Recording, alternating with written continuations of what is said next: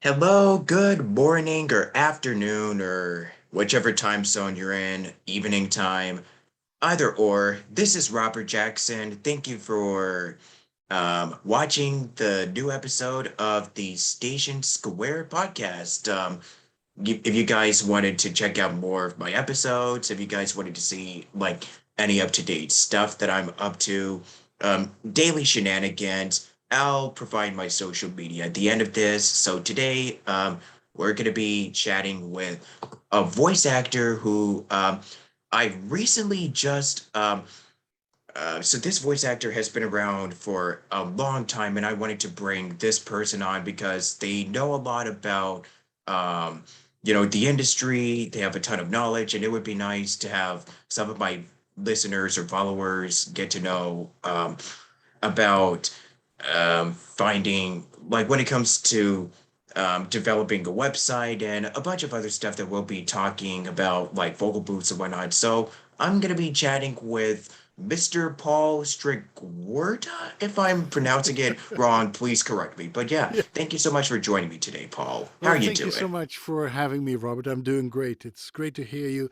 And prior to this interview, I listened to a couple of your older episodes, and it's just a delight to hear you interact with the guests. And, there's such a treasure trove of knowledge that you have that you can easily access just by listening to your podcast. And I'm honored that you'll have me as a guest. And as pronouncing my last name, it's a ridiculously complicated and unusual name. I'm Dutch, and we'll probably talk about that. And even in the Okay. Netherlands, it's a very unusual name. In Holland, we say Strikwerda, but here people will say Strikwerda, and that's okay too. Hmm. Strikwerda. It's like strick, STRCK, and then word is the word, Yeah. WORD, and then Strikwerda. Yeah. Well, I guess I'll just refer to you as Paul, so I won't butcher your last name throughout this interview. That So totally works with me. yeah, but yeah, this is just a podcast. Thank you for the kind words too. I usually try to bring on some of the finest names in VO. I actually, not gonna lie, so I discovered you and I found your stuff. It was basically I was watching another podcast that you were on, the Voiceover Coffee Shop with Uh huh. with Drew Morrison, whom I also had on my podcast recently. So if you guys would like to check that out, I'll post the link, and everything. You can just find it on my SoundCloud, Spotify, and all of these other locations. But yeah, I was watching that episode that you did with Drew, and it was really fascinating how you were talking about, how you're an audio award-winning producer, and even finding out that you're actually because I don't really have like a lot of guests on where they're actually Dutch. So it's something new that I'm doing where I bring on a lot of these international guests from like all over the globe because this is a global business. So it would be nice to have my listeners talk about like how it's like getting to adapt, how to get familiar with, I guess, America, um, from, even though your background is Dutch. I mean, coming from like a different background in like when it comes to learning accents, because I don't think I really touched upon this on my podcast yet. So yeah, that would be really nice and an interesting topic to discuss about. But we'll get to that in a little bit here shortly here. So yeah, so looking over your little body of work, you've worked with companies like, National Geographic, Discover Channel, Coca-Cola, Priceline, and yeah, you've been working with a lot of really great clients over the years. So I bet, Right. yeah, commercial work and promo and narration is also something that I haven't really brushed upon. So this is going to be a really nice conversation here. I So certainly hope so. But the thing is, if you're in the business long enough, you'll get to work for these big name clients that I'm very proud of. I mean, either you start and you attempt to make it in voiceovers and you spend a couple of years doing it and you get anywhere or you get nowhere. It's really an either or business. It's not easy to break into. It's a strange expression in a way, break into. It's not easy, especially when you're not from the country that you're currently in. Like I moved to the United States at the end of 1999. So in the last century, I didn't know anybody here. Nobody knew me. I had had a career in radio and journalism in the Netherlands, a little bit of television as well. So I started really doing work almost professionally when I was 17 years old. It started off as a joke. Friends of mine, they were friends with people who worked at a national radio station in the Netherlands, and they said, you know, they have this competition for young people like us. And if you win, if you get in, then you get to make your own radio show for youth radio programs. And what do you think? Shall we do it? And we just all agreed that it would be great fun to give it a try, never expecting that we would win that competition. But then that ended up happening. All three of us got in, and that's how I really started making youth radio programs age 17. And I'm 58 now, so I've been in the business quite a while. Wow.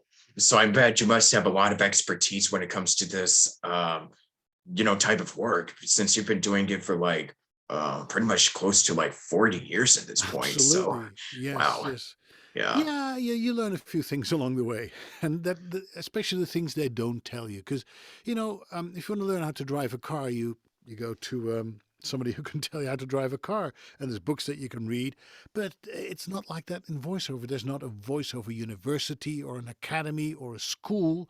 There are coaches, but there's no really approved programs. It's kind of learn as you go. So sometimes you have to invent the wheel.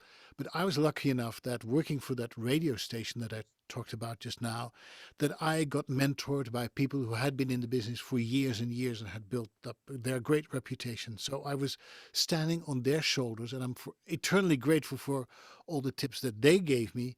And one of my goals in life now that I'm in the later phases of my career, so to say, is to pass on what I know to other people. So I do a lot of coaching as well. Because yeah, one of the things is that with voiceovers, it seems so easy. You get a script, you read it, and the client likes it, and you get paid. Rinse and repeat. But it's not like that at all.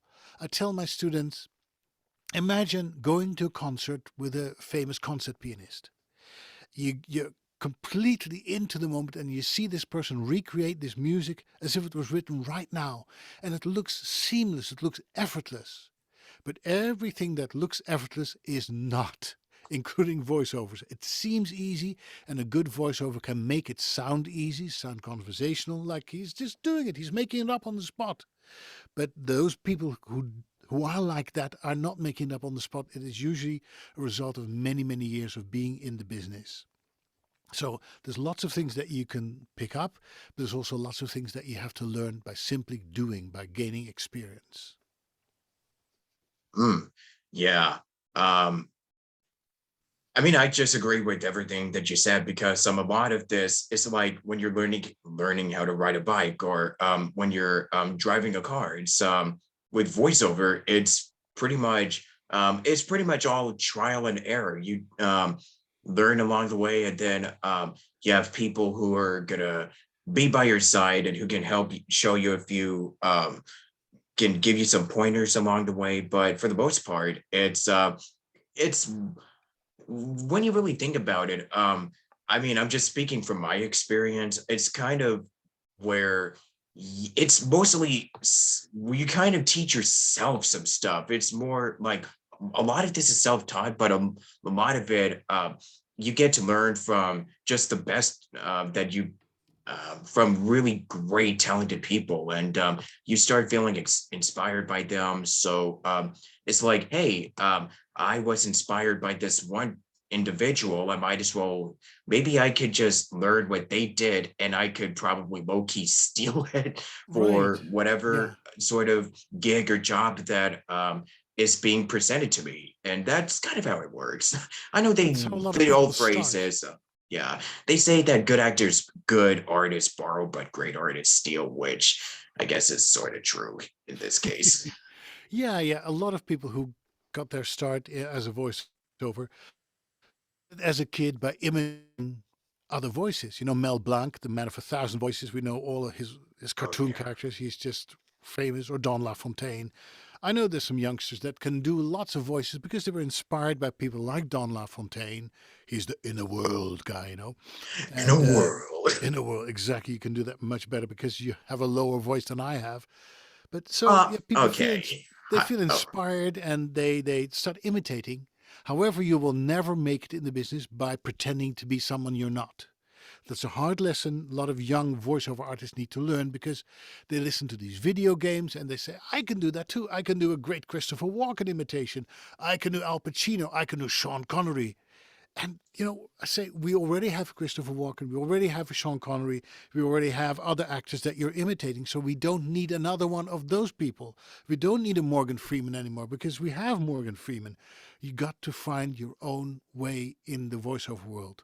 You got to trust that your sound that you have is unique enough that people find attractive and are willing to hire you for their product.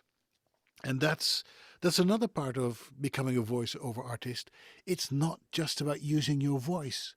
If you got that figured out, if you know how to interpret a script and how to record in a professional way, that's only half of the story. Most of it, really, the work that I do as a voiceover is marketing myself in order to attract work. Doing the work is easy, it's quick, and I enjoy it very much. But 80% of what most voiceovers do that I know who are full time voiceovers is marketing, marketing, marketing, attracting clients, approaching clients, doing auditions all day long, and hoping that if you do 80 auditions in a couple of days, that you might land one or two. And then when you land those one or two, you hope that they will develop into returning clients. But some clients are very fickle. They like the flavor of the week and then they move to somebody else and somebody else, somebody else. So there is not a lot of return business to be had in voiceovers, which makes it pretty challenging to make a decent living, especially if you're not very well trained or you don't have the right equipment or you don't have the right connections or the right website, for instance. So that's the thing that people who are interested in doing voiceovers don't know, because I tell them when you're brand new, you don't know what you don't know. And one of the things that they don't know is that it's more marketing really than spending time behind the microphone. It's also something that people don't find appealing. They are attracted to voiceovers because they think that you're behind the mic all day long, having tons of fun and getting paid an astronomical amount of money for it. It's not like that. It's really pretty boring. It's really approaching businesses, making cold calls, creating newsletters, doing little things on social media here and there to make a name for yourself, and lots and lots and lots of auditions. There's so much work that goes into it, and not everybody is prepared to do that work. They're attracted by the dream. They say, oh, if only I could become the next Don LaFontaine or the next Mel Blanc.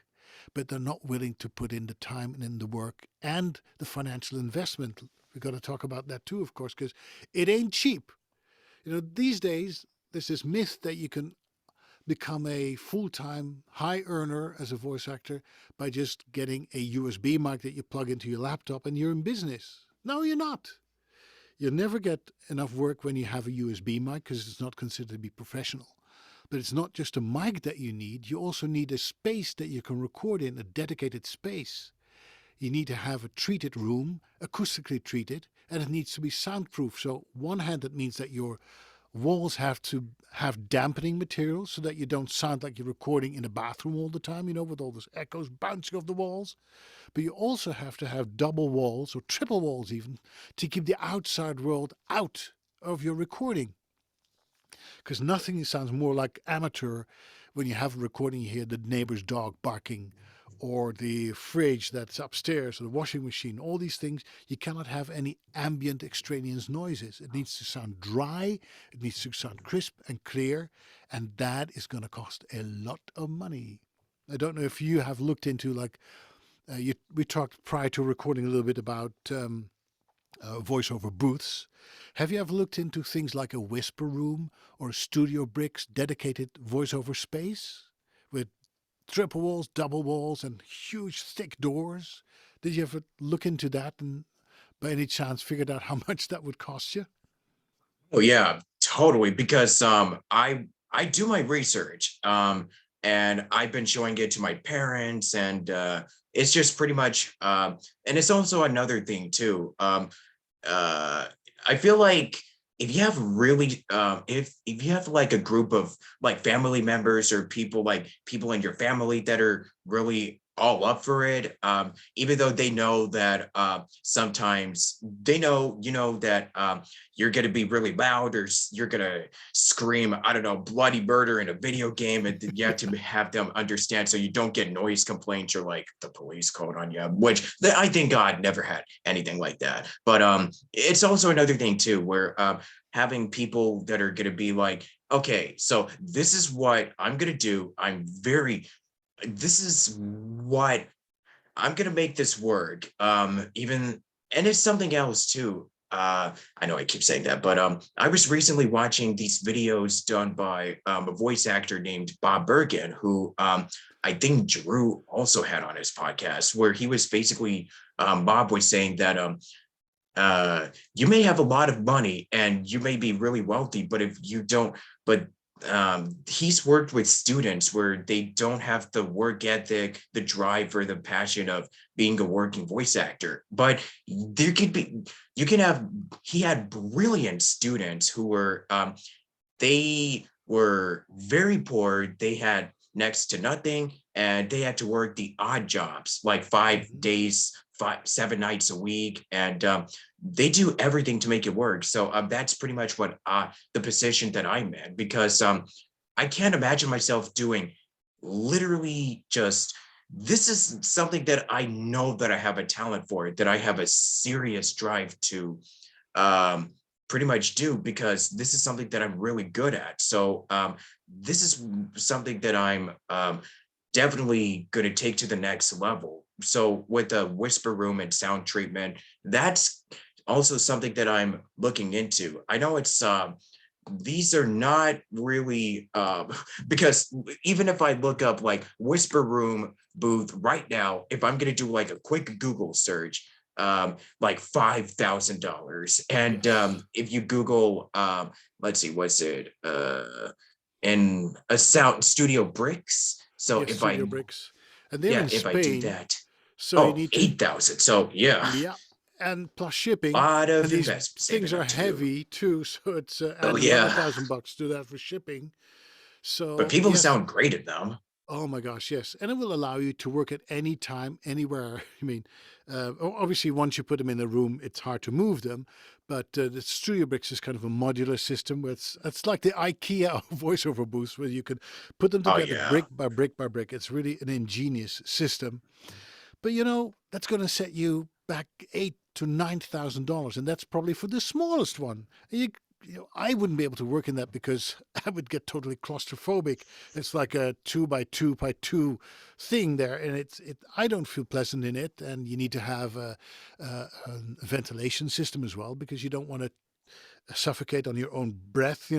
So all these things add up, and that's what people underestimate so much, and that's what they won't tell you, because there's coaches that sell their services and say, we can teach you how to become a high earner as a voice actor, but they don't tell you that you have to invest in a microphone and a preamplifier and loudspeakers and software and the recording environment and your website and marketing, and it all adds up. And before you know it, you've invested $15,000. And here's the thing: results are never guaranteed. You'll be competing for the same job with hundreds, if not thousands, of other people, and you'll never hear why you were not selected. There's these websites like voices.com and voice123 that are basically funnels for voiceover jobs, and you pay them a monthly fee, and they send you auditions in return. Sometimes you get 20, sometimes you get 30 auditions. First of all, most of the auditions that you will get are not right for your voice or for your genre, so you can skip those. But the ones that you do get, there's all the thousands of members that are also belong to that site, have the opportunity to all go after that same job. And most of the time, even people like Bob Bergen, who has been the voice of Porky Pig for years and years and years, has more experience than most people in voiceovers, and a great reputation, a wonderful guy. Even he is not guaranteed to win that audition, even though he is Bob Bergen. There was, do you know the Wonder Years, that show? Do you remember Oh that? yeah. Oh, I Daniel, love that show. isn't Yeah. that a great show? Yes. I mean, they have now an absolutely wonderful new version, African American version, which is also phenomenal. But the earlier Wonder Years with Fred Savage and Danica McKellar, well, there was a lot of voiceover in that show, and that was Daniel Stern. Daniel Stern was a phenomenal. He was the voice of the boy, right, of Fred Savage, the voiceover. Now he once got a voiceover audition. Within the specs, it said must sound like Daniel Stern. So he said, "Wow, this audition is mine. I've got it made. Because I am Daniel Stern." He didn't get the job. They never told him why, because customers, the producers, the people who cast you as a voice, they listen to hundreds of voices in a day and then have to pick one. They don't have time to write. Everybody says, well, we like this about your audition, we like that about your audition, but this is what we didn't like and that's why we didn't hire you. You never know. They'll never tell you. So if you're by yourself, if you don't have the right training, you're just guessing why you didn't get that job. And you can guess until the what do you say, the birds come home. What's the expression? You can guess forever, but Uh, you'll never get the answer. yeah. I don't know that saying, but No. yeah. But so you have to deal with uncertainty, and that's, I think, you have a lot of creative freelancers on your podcast. That what makes it so interesting. People Oh yeah. who are like me, do what I do, but also in other lines of work. And that's the thing of the existence as a creative freelancer. The great thing is that we are free to do what we want, that we are free to work for any client, but we're not working for them, but we're working with them because we're on our own boss. We're independent contractors. That's fantastic. The downside is that there's no day of certainty in the week. Nothing. I can start a week with an empty agenda, not knowing what I'll be recording next. And by the end, when I look at Friday, I look back, I see, okay, every day I have this and this and this. It's unpredictable. And if you want to start a business, and let's say you go to a bank and say, I want to become a voice artist. Can you lend me some money? They'll say, well, what have you done in the past? Have you done that?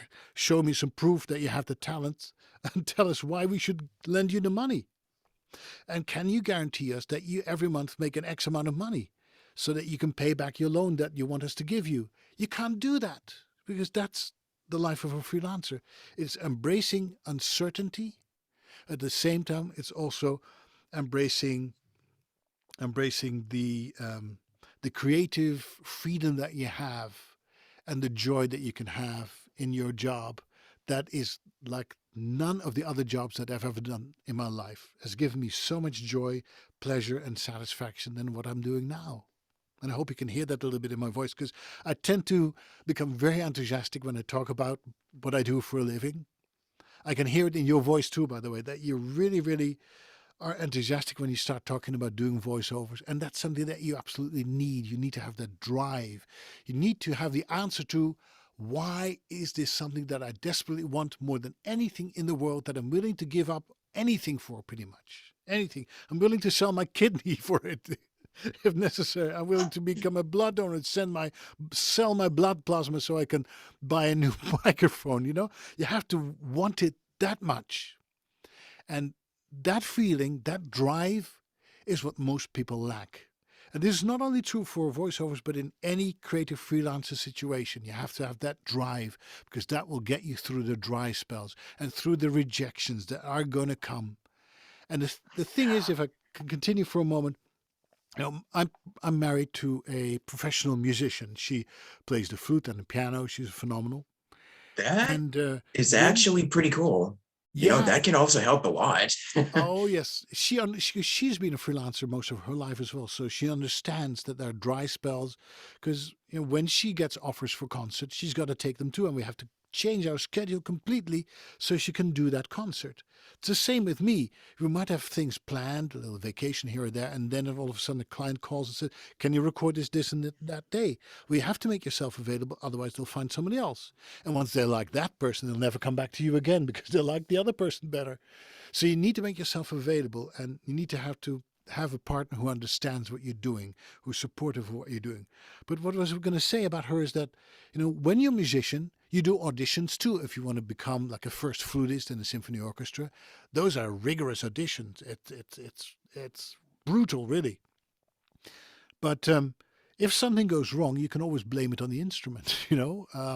Let's say you play the oboe, you can say, "Well, my reed wasn't good," or "My valve got stuck," or "My bow, the string on my violin broke," or something like that. You can blame it on your instrument that you didn't do well in the audition. But guess who's the instrument when you're a voiceover? It's you. It's you. Your voice is part of your personality and your identity. So if they don't like your voice, what does that tell you about you? They don't like you. At least that's what certain people think. They take rejection so personally. And that's one of the things that you have to learn to deal with as a voiceover as well, that your voice is part of your identity, of your personality. It's how you let your character out. And when people don't like that, or at least don't pick you, and you really, really had hoped that this would be audition your that this would be your big break, that can be tough to swallow. And it's the same for on stage, on camera actors as well, of course, because when they see you and they don't like you, I mean, we're talking about certain jobs that I hoped I would get that would have paid the rent for an entire year. And especially when it comes down to two people, when they narrow the choice down and say, I had that opportunity to become the voice of a big brand, big car maker. Let's say it's Audi or Mercedes or something like that. It's between me and another guy. And this would have paid at least up to $150,000 a year. And I didn't get it. How do you handle that? How do you handle that? There's nobody teaches you how to do that. But it's part of being a freelancer. You pick yourself up by your bootstraps and say, you know what? Tomorrow's another day. I'm going to start all over again. And maybe I didn't get this job, but maybe it's just a way of the universe preparing me for another job that's even better than this one. Yeah, as you know, I have a tendency, as you noticed, I have a tendency to keep on talking because I just love talking about my art and my profession. But I should also give you the opportunity to ask me questions. So go ahead. I'll give it back to you. No, I'm just totally just completely enamored with everything that you're saying though. I mean, it's really nice to have a lot of guests who are really passionate and serious about the amount of work like this craft that they do and with the amount of knowledge that they have. And I just wanted to pretty much share some of that with the people out there who are really just serious about pursuing this, and they will stop at nothing to do whatever it takes, even if it kills like pretty much I don't know if we're going to that to those extreme lengths, but yeah. So I mean, it does bring up a really good point where like with the rejection is more about who they select and who is right for the job. Yeah. So it doesn't mean that Mhm. you're terrible, it just means that the client has a specific vision, or there's a certain sound that they were looking for. And it's not that, it doesn't mean that you're terrible or that like you're a bad actor or anyway. Precisely.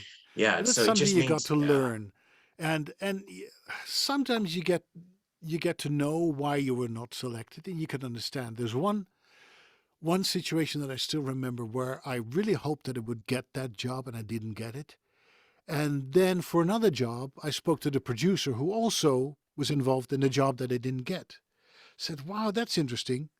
Could you tell me why I didn't get that job? Because I thought it would be perfect for it. Everybody said the audition was great. I prepared it with a coach and everything." And he said, "You sound fantastic. If you don't get this job, I'll eat my hat." And I didn't get the job. I said, "What was the problem?" He said, "You know what? You're not going to believe this, but you didn't get the job because you sounded like the producer's ex-boyfriend.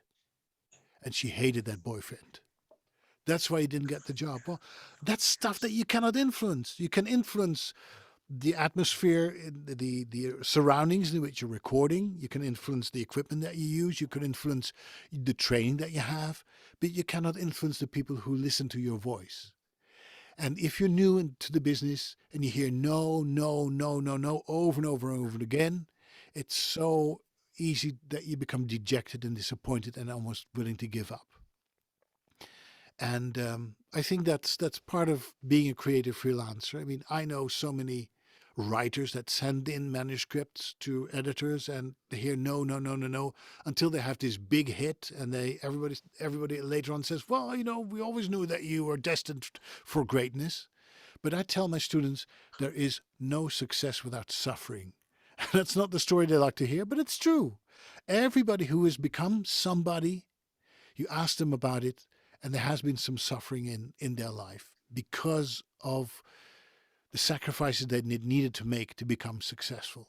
There's no success without sacrifice. It's a hard lesson, it's a tough lesson, but that's just the way it is. That's the way the business works, and there's no way around it. So every time I feel myself suffering, I say, why am I doing this now? Why am I getting up at the crack of dawn to work with a European client? Why am I doing this? I say, well, I want to make a good living. I want to be successful. I want to be easy to work with. So I'm just going to do it because I know that this is a unique opportunity that was given to me by the client, that tons of other people would have wanted, but they were not selected. I was selected, so I'm going to make the best of it. And so you have to deal with difficult circumstances that you cannot always mold according to your wishes. And for me, that's part of the attraction of the job, because I never, like I said a little bit earlier, you never know what the week will bring or the month will bring. It's the diversity of the jobs that I get to do. On one day I can be asked to play a dog, and I can ask to play a college professor or a doctor doing a medical e-learning, or I can do an animation where I'm some kind of weird character, and all in the same job, all in the same day. And I don't know any other profession that has that option. And the great thing is I don't even have to leave my home. I have the best commute ever. I just go down one flight of stairs, go to my studio, switch on the computer, and I'm in business.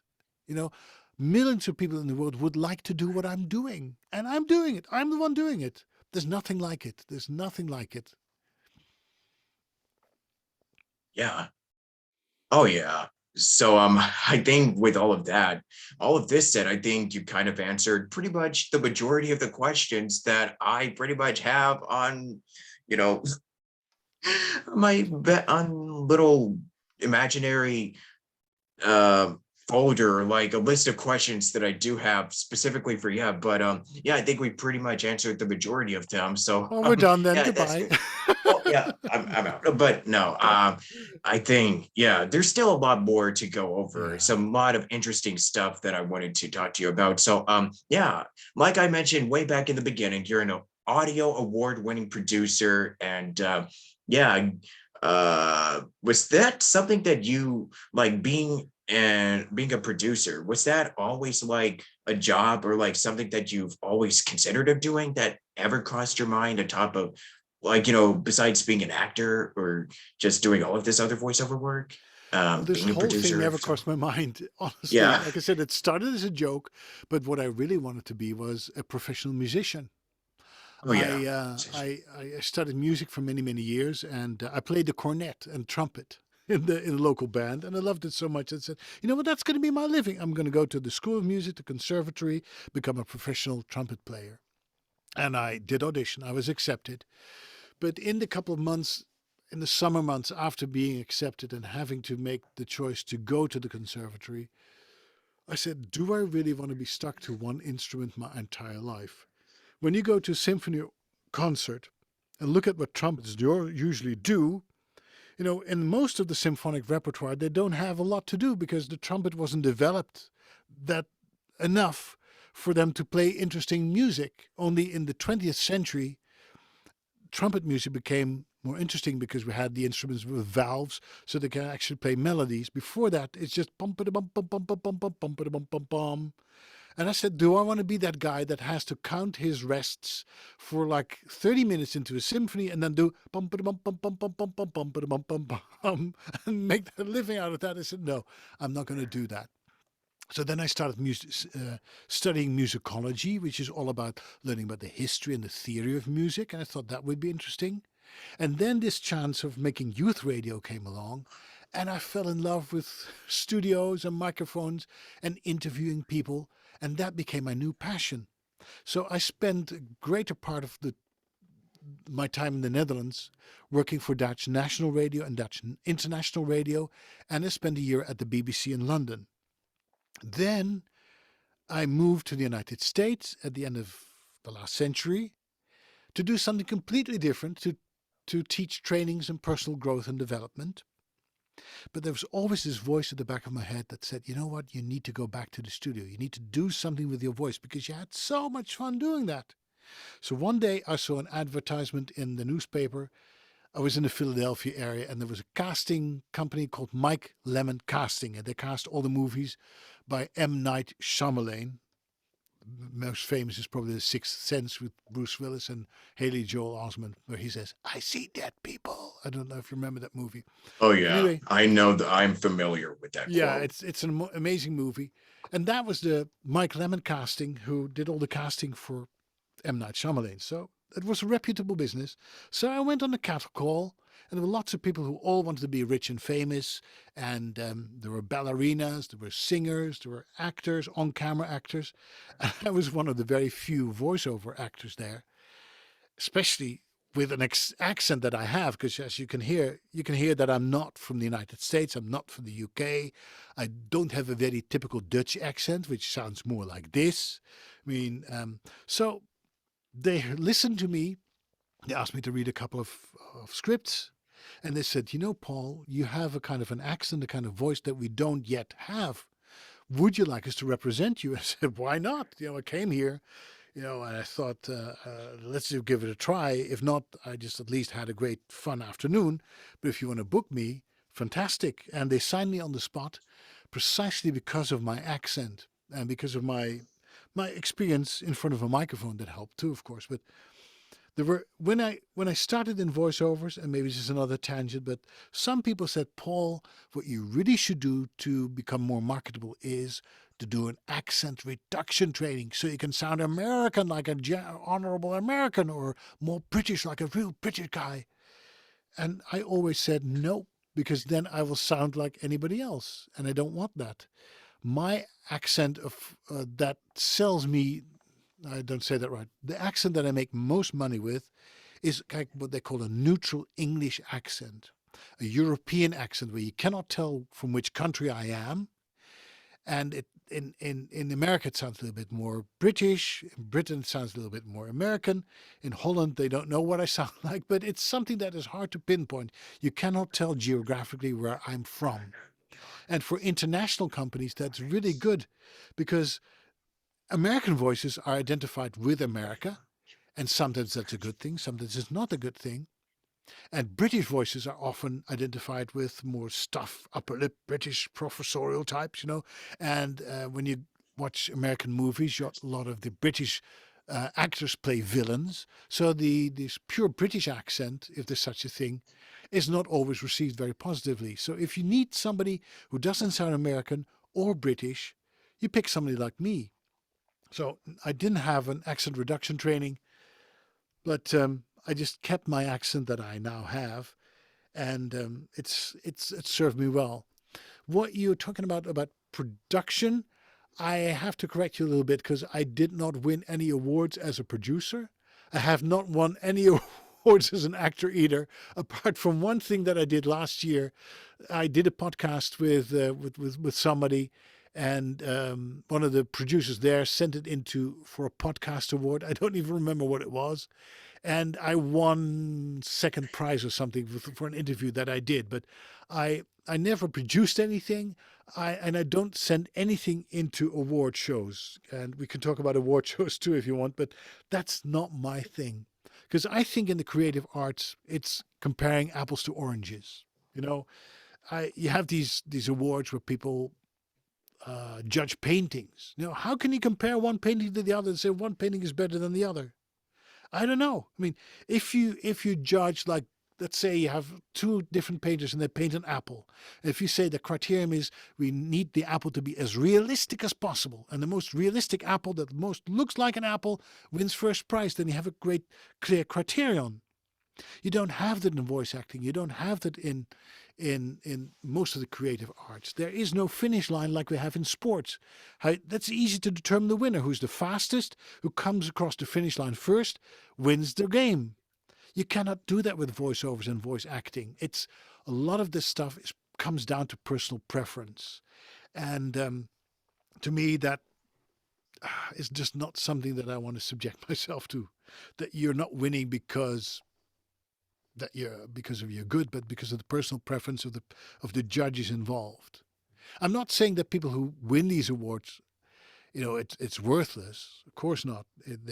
When you think about the Audi Awards, the audiobook awards, people take that seriously. And if you can say that you won an Audi, then you're more marketable. But it's not my thing. Auditions is fine, but taking part in competitions has never been my thing. So a little correction there. I'm just an ordinary guy with, I think, quite an ordinary voice who decided one day to go to Mike Lemmon casting in Philadelphia. He got hired on the spot, and things took off from there. That's really my story in a Hmm. Okay, yeah, thanks for the correction there. And yeah, I guess my other question was related to like having to adapt to the American voiceover industry and having to hide the accent. But I think you pretty much gave a lot of good advice in that regard. So yeah, Well, with and these you're things, also it's what I want to say is what works for me doesn't necessarily work for other people. And that's the approach that you need to keep in mind when you're trying to make a dent in the world of voice acting too. You need to find something that works for you. For instance, a lot of people ask me, what did you do in the United States to get work, to get notoriety, to get noticed? And I always tell them by doing the things that other people don't do.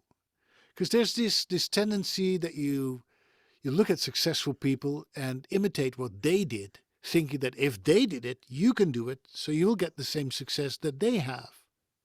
I always looked at what people did not do that I could do. And one of the things that I could do was write. And I've always loved writing from a very early age on. I was a very early reader, an early writer, and that's something that I tremendously enjoyed. So I started a blog on my website. My website, by the way, if you want to look it up, is nethervoice.com, nethervoice.com. And every week I write a blog about the business, but also about life and the business and life in the business. And I apparently people liked what I was writing. As I said in the beginning to you, one of the things at the later stage of my career is that I find it very important to give back to the people who have given so much to me, to mentor young people who want to have the success that I have enjoyed. And so I want to pass it on because if you have a lot of knowledge and experience and you do not pass it on, it's worthless. And there's nothing more gratifying than seeing people who are using the tips that you gave me and get the same level of success that you have had. Nothing is better than that. So I started writing about the business. And now, 15 years after I started writing about the business, I have the most well-read voiceover blog in the entire voiceover world. And that's just not just me patting myself on the shoulder and say, listen to me and, oh, how great I am. But that's just a fact. Because of that blog, I got lots of visits to my website as well. I have right now the number one personal voiceover website in the entire world. That means that there's more people coming to my website every single day than to any other individual voice actor's website. And why is that? Because people read my blog. I have content that people come back for week and week and week after week after week after week. They follow me on other social media and they find something of value. And when they do that, when they visit my website time and again and interact with me, they send a signal to the Googles and the Yahoos of this world that what I do on that website is relevant, is important, is meaningful, which in fact kicks me up in the ratings of the Googles and the Yahoos of the world, which makes it easier for clients to find me because nobody's going to find a needle in a haystack. And the World Wide Web is a big haystack filled with needles, and lots of needles are voice actors. So what I did to gain name recognition in the United States is really start drawing people by my writing. And it's been tremendously successful.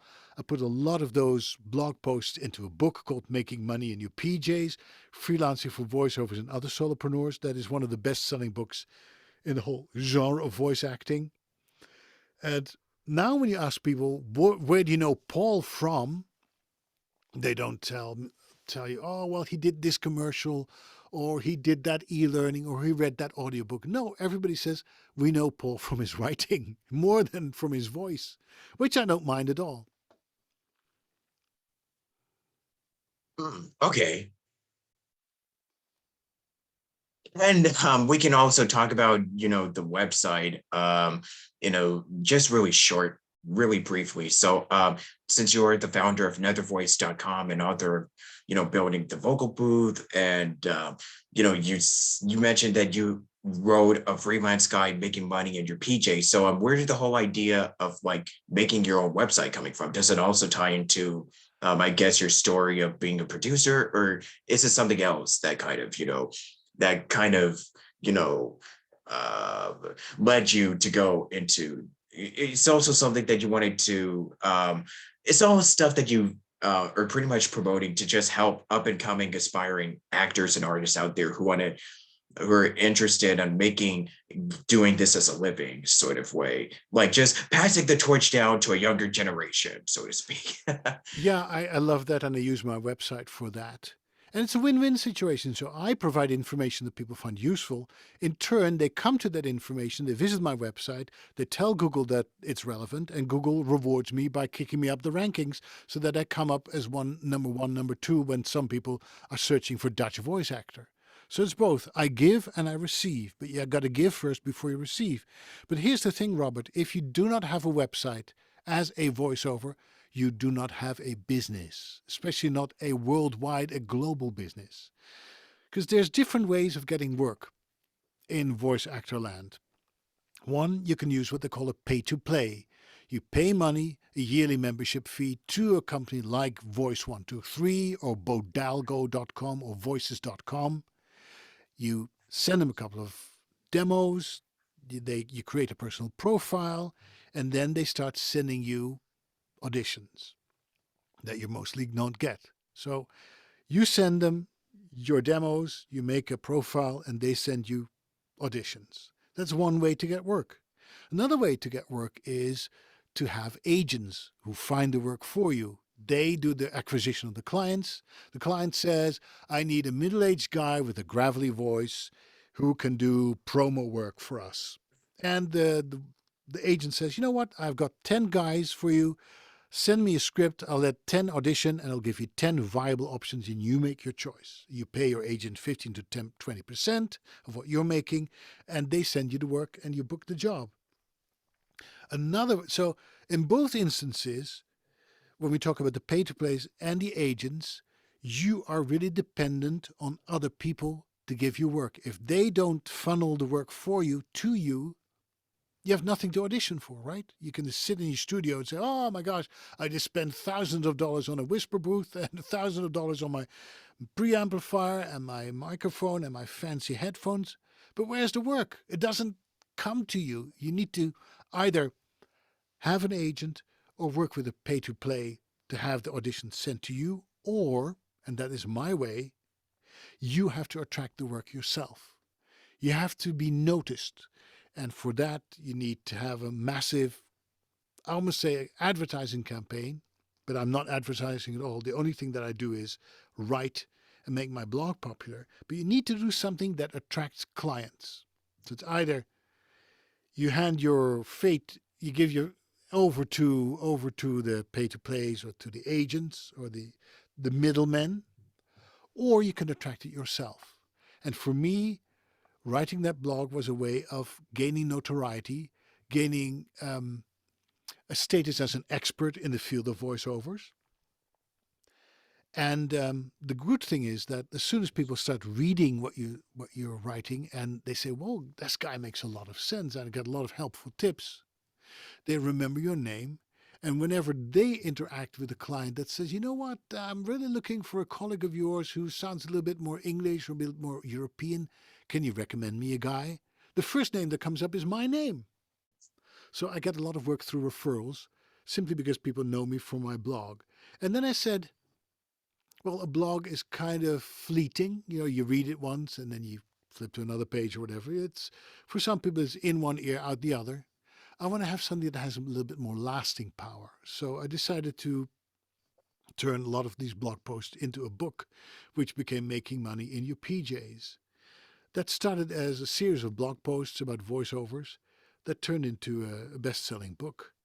And for me, that's an important thing too when I think about what I would like to achieve in my career. Because that's the thing, when you have done pretty much everything that you can do in voiceover land, which I have, there's not much left. But you want to have some staying power. And what is important to me is that I want to leave a legacy. I can tell you one thing, the legacy that I leave will not be in the commercials that I recorded. It will not be in the e-learning things that I did or the documentaries that I did the voiceover for. People forget that. Voiceovers are entirely forgettable. Because if people think too much about a voiceover, it distracts from the content. Whenever you see a commercial on TV and you only remember the voiceover and not even the product, then that was a bad commercial. Most people will remember the visuals, the expressions on the actors' faces, not the voice. So what we do as voiceovers is really anonymous entertainers of the industry. The disembodied voices, we are literally the invisibles of the industry. And I like that because I don't get recognized when I go out shopping, which is nice. But I wanted to do something to leave a legacy. And blogs, like I said, people read it, then move on to something else. But a book that has staying power, a book that you can return to again and again, and it's something to hold on to. And for me, it's something that I can pass on to future generations. So that's one of the reasons why I decided to publish that book. Yeah.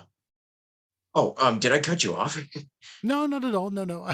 I just stopped talking for a minute, which is hard for me to do. Don't worry. Yeah. Good to know ahead of time, at Yeah. least. uh, so yeah, and you pretty much told the story of how I mean, did you share how you actually got I mean, I think you probably did, but just as a little refresher, because I know you pretty much shared your story of how you actually did get started and Hmm. all of that stuff. So yeah, so what would you say, what kind of helps keep your imagination afloat? What helps you stay creative and be like, you know, stay keep your mind at a healthy state, like especially during these times with the pandemic that's been going around, and other stuff, Yeah. and especially what's been going on with Russia and Ukraine. So how do you Oh my stay keep gosh. yourself, how do you stay because if we're going to talk about, like, self-care and taking Hmm. care of yourself and stuff, and how do you stay positive during all of this? I know it's different for everyone, but how do you find ways to stay creative and keep your imagination alive during these really, really pretty tumultuous times, Right. so to speak? I think that's Because just, yeah, it's been I think rough. that's a lovely, lovely question. It's a wonderful question. It's something that I Yeah. ask myself time and again as well. And the, the, the, the main answer would be is to have something meaningful in your life. Because if you don't have that, then you're searching and it's so easy to be distracted by everything that goes on around you, including COVID, including Ukraine, including all the disasters in the world. And I used to work in the newsroom as well. You know, I started in broadcasting in the Netherlands. Then I became a broadcast journalist, producing news programs and current affairs. And you know, most news is bad news. So you can't let it get to you too much because otherwise you're not professional. So I developed kind of a thick skin for bad news, which is a terrible habit. But, you know, that's what news does. We focus on the bad things. Good things happening are thankfully more regular News focus on the exceptions. And unfortunately, the exceptions in the world are still bad. That's why the news is all about bad stuff. And if you, as a newscaster, let yourself carried away by your emotions, you cannot be an objective interviewer. You cannot hold truth to power. You cannot interview politicians the way you need to. You really hold their feet to the fire. You need to stand above it. So I think that really helps me to create a distance. And you have to tell yourself the moment I step into my studio, I leave all my troubles at the door. No matter what's going on in my personal life, my clients are not interested in that. I'm here, I'm paid to do a job as best as I can, and that's what I'm going to do. And in that case, when there's so many distractions, such bad news in the world, it can be a blessing just to close that door literally off to the world and focus on something that you love doing. That's one of the ways I get through all the misery in life. And, COVID didn't change anything for me because all I did was, prior to COVID, is self-isolate in a vocal booth and record voiceovers. Some people had to get used to working at home. I've been working at home for all my life, really, apart from the time that I worked in broadcasting. But since I started doing voiceovers full time, I worked from home. So I did not have to get used to a virtual reality, used not to not seeing clients in person, because I never see a client in person. No longer. When I started at the end of 99, beginning of 2000, I went to New York and Philadelphia to studios and did recordings there. But that soon disappeared with with more and more people having home studios. That's an entire revolution in our industry. We don't have to go anywhere. You can just connect to any studio in the world if you have the right software, and that's enough. So I was already not going to people, not seeing people, already used to working by myself at home. And then COVID came and I just kept on doing what I did, which was very different from my wife, who, as I said, is a teacher. She teaches piano and flute. She had all her students came in person. And all of a sudden, they couldn't come anymore because of COVID. So she had to make a switch within a week to start teaching virtually. I have been working virtually for practically most of my voiceover career. So that didn't change. Another thing that I think helps me get through the miseries of life is to have a good support system. And I don't only mean, the person that I say goodnight to every night, who is just the most amazing person in the world. She saved my life once, and we can talk about that too if you like. But she is the one who brings me down to earth every single day, whom I can rely on. As Dr. Phil says, she is like a soft shoulder to lean on. She is there if I crash and burn to say, Paul, it's okay. Everything will be all right. So that's number one, my wife. And number two, my wonderful colleagues. Because there's no better bunch, professionally speaking, than voiceovers. Because they're the least pretentious people in the entertainment industry. Why? Because they're not with their face on camera.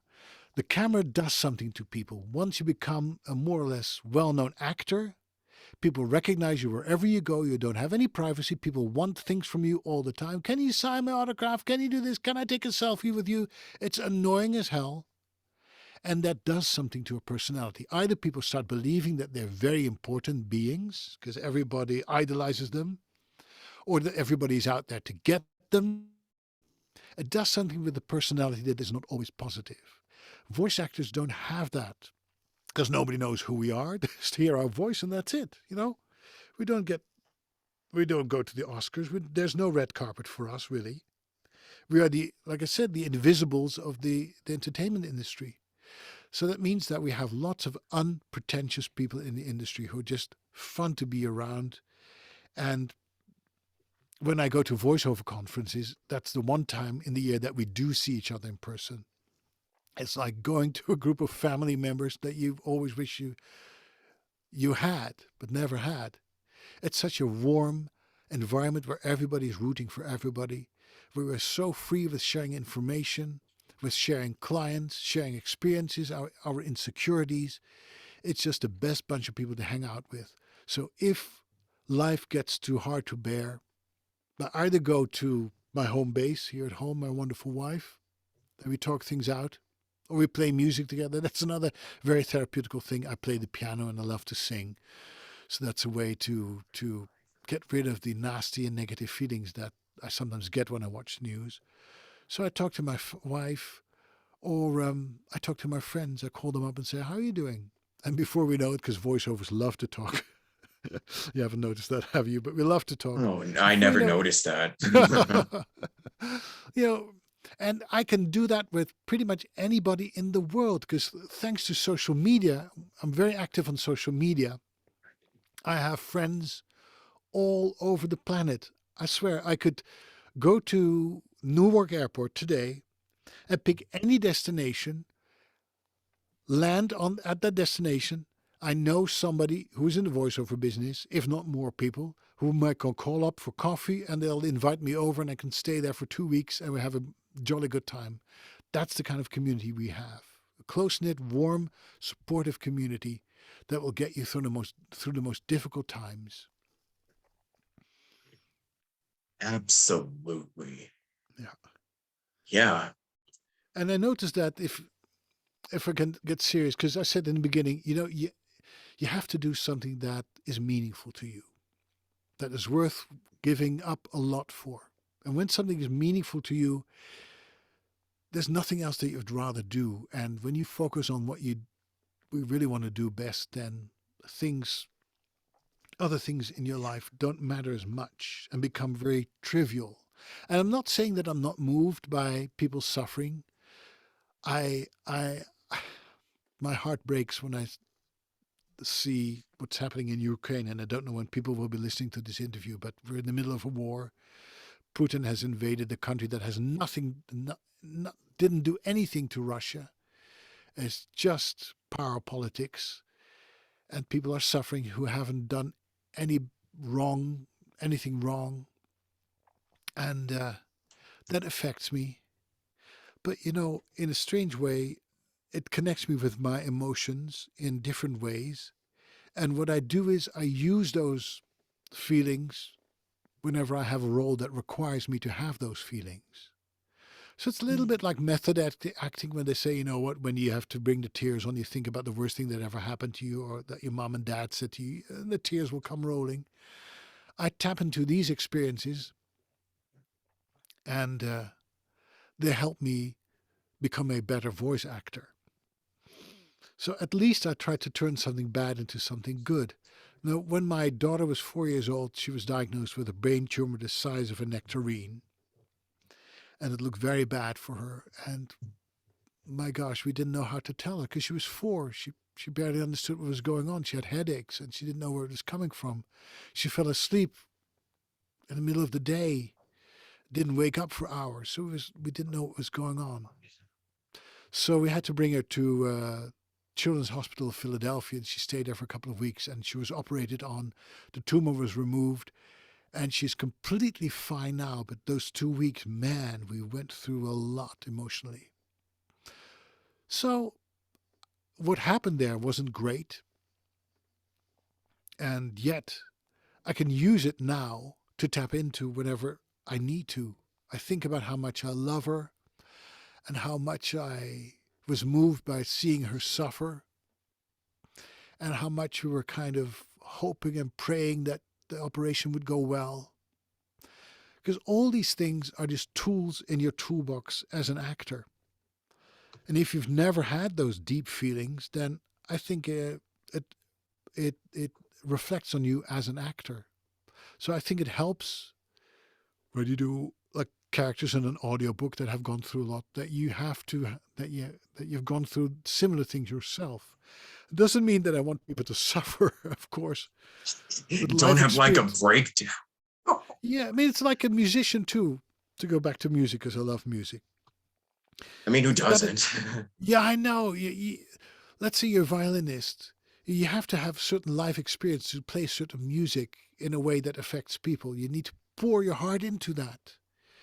And so in these life experiences color who we are as people and how we approach certain roles. So I think that it has made all these adverse events, they've made me a better person and a better actor and made me more compassionate and emphatic as well.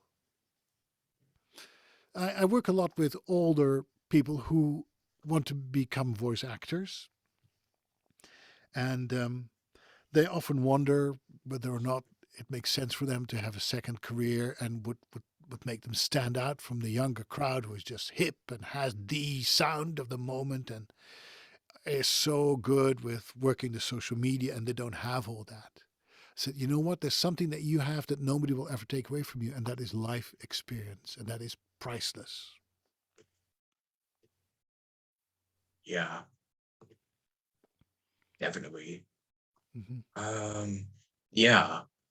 I mean, I'm just trying to think of anything to add on to that, but yeah, just pretty much all said it. Um, just expert advice, just solid, just A plus. Well, it's Yeah. something also that you cannot get from a book. And let me, I want to touch upon something that I haven't mentioned before, but Okay. if you had Sure. Go seen ahead. me, it is now, as we're recording this, March 18th. Mhm. 4 years ago, on March 22nd, I booked my first national commercial in the United States. I remember the day I got the call. I was at Carnegie Hall, out of all places, and was watching Pinchas Zukerman and Itzhak Perlman, two of the greatest violinists in the world, play a recital. And during that recital, I got a call from my agent.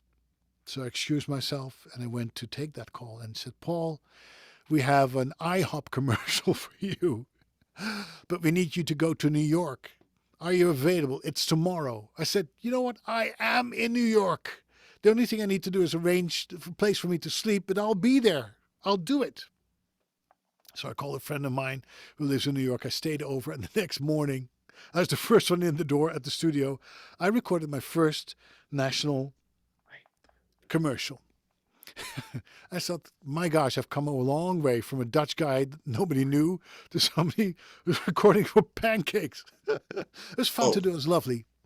But 4 days later, I was in my home studio and I got a stroke, a terrible stroke. I had a heart condition. I had AFib, which means that you have an irregular heartbeat. And my heart sent a blood clot to my brain, and the blood clot knocked out part of my brain cells. I had no idea what was happening, but I was in my soundproof studio by myself in the house, and I woke up after I had passed out and I felt that something was seriously wrong. I was on the floor of my studio and I could not move. I was paralyzed. I tried to speak and I could only like this because half of the muscles in my face were paralyzed. And then I remembered, oh, you know what? Shouting for help doesn't matter because I'm by myself in a soundproof booth in the house. Nobody will hear me. I'm going to die. And obviously, I'm still here, so that didn't happen. But you know what happened? My wife was at a meeting where I was supposed to be as well. And I'm a man of my word. When I say I am somewhere, I'm going to go somewhere and be there. I am there. And I didn't show up at that time. And she got this weird knot in her stomach and said, something is wrong. Something is wrong. I need to call neighbors who have a home key just to check in on Paul, just to be sure. It's probably nothing. And so she called the guys, and one of them happened to be a nurse. And they found me. Thank goodness they found me. I had no idea for how long I had been out, but the longer with a stroke you wait, the more brain cells you lose. So you need to be there pretty quickly, otherwise you're not going to have a good life after that. But apparently they were on time and they brought me to a hospital where they stabilized me. From that place, I was medevaced in a helicopter to a stroke center where they removed the blood clot. And days later, and this was March 28th, days later, I woke up and I couldn't speak. I said, what's going on here? A voice actor who can't speak said, okay, my career is over. And the other weird thing is that I could not access my emotions. I felt like I was disjointed from the world. And I felt overwhelmed by the situation, but I tried to cry and I couldn't. It felt like I was a stranger in my own body. But gradually but surely, with a lot of speech therapy, I started reproducing sounds, and sounds became words, and words became sentences, and sentences became paragraphs, and paragraphs became chapters. And within a matter of months, I had regained my voice, but I still didn't regain my feelings because I sounded very robotic, as if I had no feeling behind my words. I could talk to you like this, but I couldn't get into my emotions. So I needed some serious therapy as well to tap into those emotions. And when they came back, the floodgates opened. I became over emotional. You know, sometimes you have these television shows where nice people do nice things to nice people. You know, when somebody builds like a dream home for a deserving family, and yeah, I could watch that show, and the waterworks came on immediately. I became so over emotional. It was just I had to rein it in and tune it back a little bit. But when something like that happens, when you have died pretty much and come back to life, and you after a stroke can pretty much do, after a lot of therapy, anything that you could do before the stroke, you look at life differently. Because I really see myself as there is a reason that I'm still here. I got a new lease in life and I need to make use of the time that I have because it could be over any minute. I'm not thinking about it, but I know I wasn't expecting my stroke to happen. It just happened. It could happen any minute. So when you look back, you want to ask yourself, what did I do with my life? You know, and not about how much money did I make or how much success or, oh boy, this Dutch guy, this American national commercial. Wow, look at him, great voiceover. No. What kind of person were you? What did you mean for other people? How did you help other people? How did you make this planet a better place? You know, these essential questions are more important than anything that we've talked about so far, but it's being a good person. And I lost all my fear. That helped too. So I'm kind of, in a way, I'm kind of reckless because I don't fear anything because the worst thing that could happen to me has pretty much happened to me.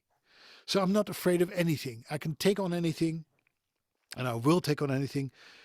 It also means that I'm kind of reckless. So I tend to cross the road without looking left and right. That's part of the only thing that's left after my stroke is a few things is I have a little bit of memory loss and I have little self-control and to a point that it's dangerous. I've left my inhibitions are pretty much gone. So I can blurt things out to people in a conversation that are completely dumb. Or I'll give you one example. This is kind of funny. We went to new people in our neighborhood. We just moved to Vermont, and we're getting to know the neighbors, and we were invited for a dinner party by the neighbors. And we were talking about the arts center. At the arts center, they have local artisans make things that they sell. So my host said, "Paul, what did you think of the walking sticks that they're selling at the arts center?" I said, "Well, you know, to tell you the truth, they're not my thing." And he looked at me and said, "Paul, I made those sticks." I said, "Oh my gosh, that's me with my big mouth. No inhibitions." I just blurted out, no filters. So that's what I was left with after my stroke. But you know, if that's the only thing, I was damn lucky. Because I spent hours and hours in the waiting room of the stroke center looking at other people who had strokes, who cannot feed themselves, who cannot go to the bathroom without somebody helping them, who need to be on ventilators. You know, I've been so lucky, and there's a reason for that, that I'm still alive, and I need to make the best of the time that I have. And talking about dealing with all the adversities in the world at the moment, you know, I've had the worst, so, you know, bring it on. I'm good. I can handle anything from now on. Hmm. Oh, were you asking me a question or were No, you no, no, just no, no. finished? Yeah, I was just finally I came to a point and finished my story. Okay. But yeah, uh, it's yeah, something I that mean, I think it's important to share because other people might be in risk of a stroke as well and don't recognize the oh symptoms. yeah. So if you feel like Uh-huh. there part of your body is paralyzed or half of your face is paralyzed, if you start slurring your words, then you might have a stroke. Uh-huh. Or you Oh. have a sudden, very piercing headache, then you might have a stroke. And the sooner you recognize those symptoms and go to a doctor, go to an ER, and you are actually having a stroke, the faster you're there to have somebody deal with it, the greater the chance that you'll come out of it in a good way and not being handicapped for the rest of your life. So I always want to make a point in my interviews that I mention that, because what I'm telling people today could save someone's life tomorrow. And if someone who's listening, who takes the information seriously, gets a stroke or has somebody near him or her that has a stroke, and because of the information they have saved one life, what you and I have been doing for the past hour or so is worth it. So worth it. Yeah. I'm just really sorry to hear about all of this, man. Oh, thank you so much. I really appreciate that. But also then at those moments, I realized what great community I am a part of. Because, I don't know if you've ever been overnight in the hospital. I hope not, but you can I imagine have. what it's, oh gosh, Yeah. you're hooked up to instruments that make all Yeah. kinds of beeping noises and you have no idea what's going on. Oh Alarms are my, going on around don't you. don't even remind me. Oh no. Okay. But I do not want to go it back. it's a No. pretty scary place. And then at the end of the day, you're just by yourself. And what I did was when I felt like, my gosh, will I ever be able to talk again? Will I ever be able to love again and feel again and be myself again? And where is this going to lead me? Will I get another stroke? Because a lot of people get one stroke and then another and then another. It gets from bad to worse. So I had all these fears. And what I did was I went online and went to Facebook, and I saw all these colleagues of mine that many of them I'd never seen. They had read my blog, and we maybe have emailed a little bit or chatted, but we didn't have a personal relationship. But they all sent me notes of encouragement, said, Paul, we know you can get through this. We know we're rooting for you. We're praying for you. We're there for you. And people visited me in the hospital as well. They brought me food and encouragement. And then I thought, gosh, what a great community that we have. So there's a lot of things that people say about social media and how unsocial it is, that we're not really friends in their real true sense of the word of friends. We're just Facebook friends. I mean, very superficial connections. But in those times of need, I really felt a close connection to the people around me who knew me professionally, but also knew me personally, and who were there for me when I needed them most. And when I heard those noises beeping around me and people dying around me, and I was at my lowest of the low, I turned to those people, and they were there for me with encouraging words. And I will never ever forget that. And if you're one of those people, if you know me and if you sent me a message, because you might be listening now, I want to thank you from the bottom of my heart, because you really helped me get through that period. Really, really thank you so much, because of you, I'm still here. I still have hope and I still have a career, because those people not only stayed in touch while I was in the hospital, but after that too. And they checked in with me, said, Paul, how are you doing? Are you ready to to do voiceovers again? Because I have a client who's interested in you again. And in this business, when you disappear for a little bit, you're no longer on people's radar screen, you see the bookings drop dramatically.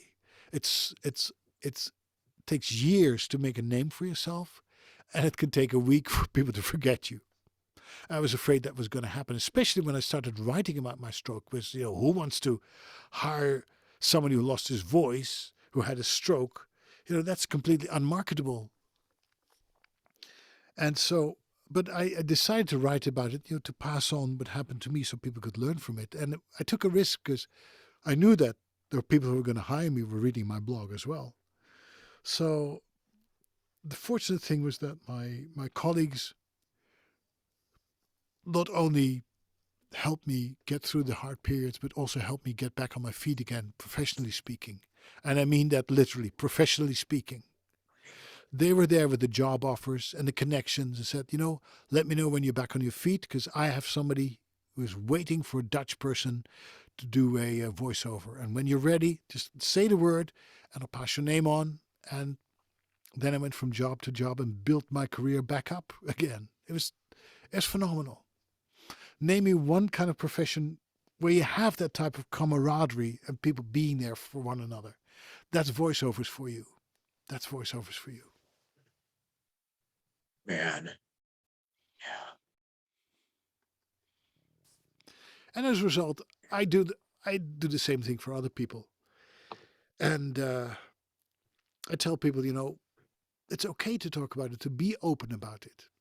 Because if you don't share, people can't support you because they don't know what's going on. And I had this big thing in the beginning where I felt like I had to be this strong guy, the guy who gave advice to other people. Other people leaned on me. I didn't lean on other people. I never asked for help because I was the authority that people turned to. If they wanted to know about voiceover rates, they called me. If they wanted to know the best voiceover microphone, they called me. Or how to book a client, or how to deal with rejection.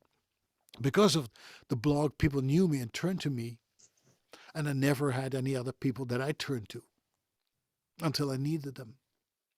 But I had to accept that I could use some help, and I had to be vulnerable.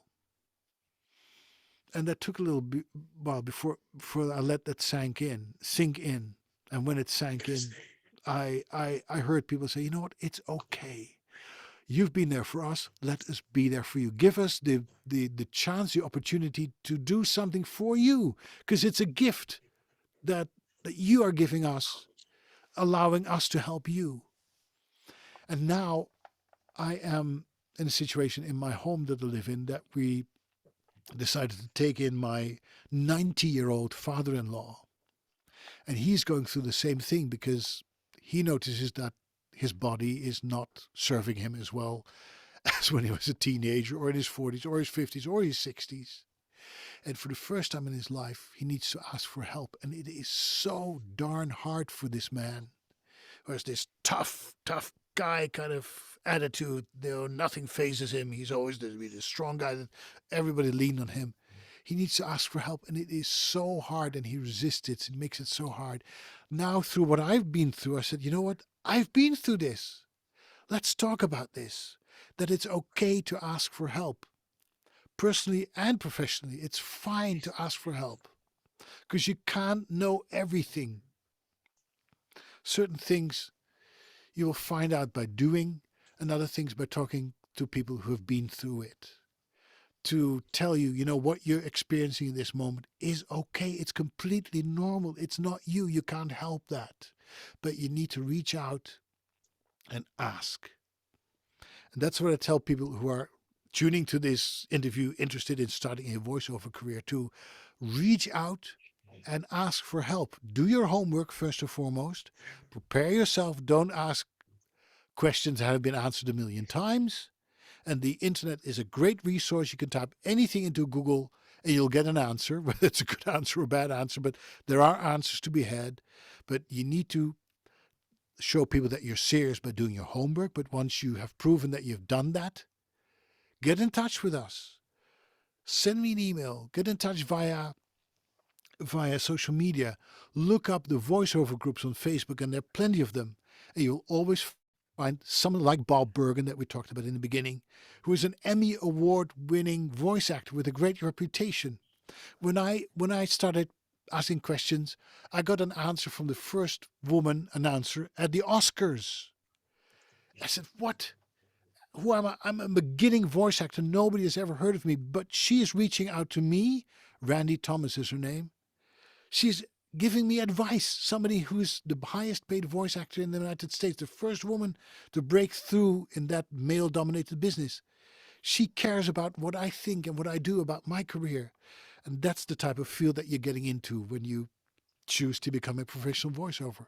You'll find that we're there not to hold your hand, because we want you to be active, proactive, even better, and carve your own path, but we don't want you to reinvent the wheel. And that's what we're here for. All right, right on. I guess we've discussed about everything from finding VO jobs, how to help the clients find you, professional. I think not sure if we discussed like professional deformation or like yeah, at least something else that you've also talked with Drew. But yeah, I just kind of want to ask you, how was the transition? How did you like describe your, I guess the adventure journey of making your way from the Netherlands to America? Did you find that to be a difficult Yes. like process Yes. of moving from the Netherlands Oh to my the gosh, yes. US? Much This more is something I difficult than, asked to like people who are originally from like say if they're from the UK and then they yeah. moved to America. Did you find that difficult? That's a question I ask to my international Yeah. guests and clients. Well, one thing is that we in Europe grow up with the United States because we watch your TV shows, we listen to your music, we follow your politics way better than Americans follow European politics. So we know about the United States. We think we do. I grew up watching Friends and Cheers and Taxi and all those shows and Seinfeld. So we think that we know how America works and what it's like to be an American and to be in America. But it's not like that at all. Not like that at all. One of the first things that I had to learn was speak up for myself because one quality in the Netherlands is modesty. We're a very Calvinistic Protestant country where you're not supposed to be boastful and show off. Be normal. That's the thing that Dutch people say to each other. You don't brag about yourself. That's undone. Look at me, pat myself on the shoulder. Oh, if you heard me, look at me. I'm so great. I'm the best in the world. No, not at all. When you come to America, on the other hand, people expect you to stand up for yourself, to believe in yourself, and to talk about yourself in a positive way, in a way that to Europeans seems very much self centered and over the top. In Europe, we will never talk about, oh, I made a six-figure income last year and I bought this boat and this car and everything and this Big Mac mansion. We don't talk about these things because we don't think it's important and it doesn't impress us at all. But here it's much more normal to talk about your accomplishments. So I had to really learn how to talk myself up in public, in my writing as well, and to be okay with putting the spotlight on myself. And for me, as somebody who grew up as the son of a minister, knowing that everything is by the grace of God and not by our own accomplishment, there was something I had to learn that I can be proud of my accomplishment, of what I have made of myself in the United States, and use that as a resource for other people, as a source of inspiration. Because I tell people, if I can do it, a guy who came from nowhere, who knew nobody in the United States, made it to do a national commercial and become a well-known name in voiceover circles. If I can do it, you certainly can do it. But the biggest thing was attitude, attitude, attitude. Second biggest thing was really, how do I find the work? How do I connect with people in a way that leaves a lasting memory? And that means reaching out. That means working harder than I've ever done in my entire life. Also because I have still a lot of clients in Europe. And they get up a lot of earlier than in the United States. They are 6 hours ahead of us, most of the countries that I deal with in Europe. So oftentimes I get up really early in the morning to be there for a client in Europe. 9 o'clock in Europe is 3 a.m. in the morning in the United States. And thank goodness I don't have to do that all the time anymore. But usually I get up at 5 a.m. in the morning and then I already start networking. That's something that I had to learn to do. Put more time into my own career than I've ever done working for someone else. And that's because I got the best boss in the world. That makes it a lot easier. There's nobody who's willing to work as hard for yourself as yourself.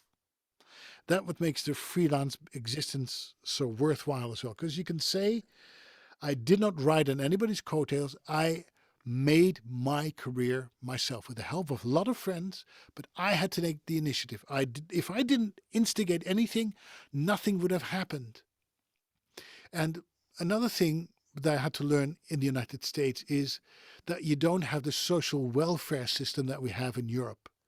In Europe, especially in the Netherlands, you know that you will be taken care of. If you lose your job, somebody will take care of you. You have unemployment benefits. You have health insurance. You will not die because you will not go broke because you have to go to a hospital and go bankrupt because of the medical costs. No, here in the United States, life is a lot more uncertain and harder and more expensive as well. In Europe, we pay more taxes, but you get a lot in return. You get pretty much free education, free healthcare. And so if the worst happens to you, you know that you will be taken care of. Here, when you lose your job, there's 18 weeks of unemployment and that's it. And if you don't have a job by then, well, bad luck. And they'll probably think you're lazy. Here in the United States, I'll tell you one story. I came to the United States, as I said, to teach trainings in personal growth and development. And the company that had hired me had painted a very good picture of their financial position. But in fact, it appeared at the end that they had hired me to rescue their business. They thought if we bring in this great European trainer, that will attract a lot of people and we will save our business. Well, it didn't happen that way because I didn't know how to run a business in the United States. So I was hired as a successful coach, and the business went bankrupt, and I didn't have anything to make money. So what I did was I became a waiter. So I worked for tips in New Hope, Pennsylvania.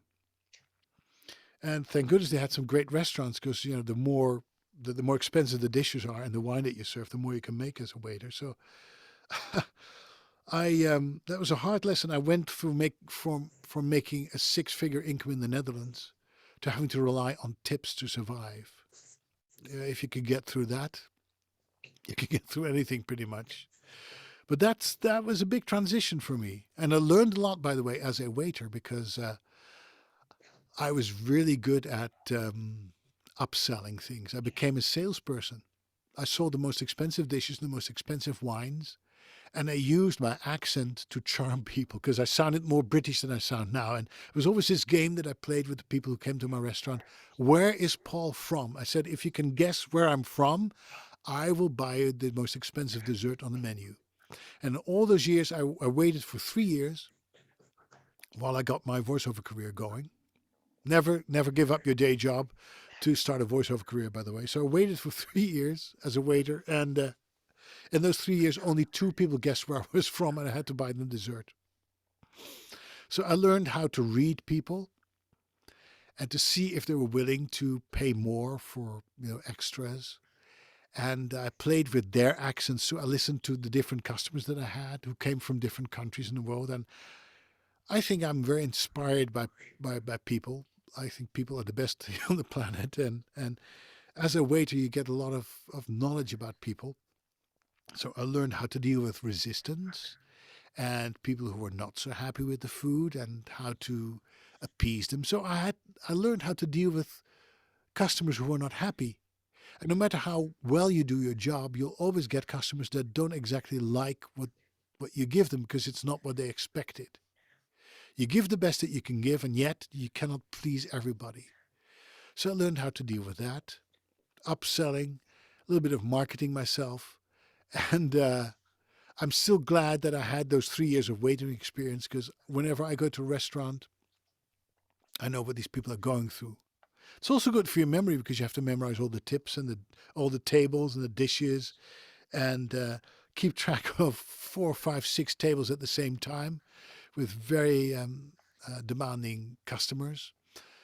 And that's something that you need to do as a voiceover as well because you need to balance a very busy schedule, keep everybody happy and make sure they pay on time and try to do some upselling as well. And so my years as a waiter have paid off tremendously.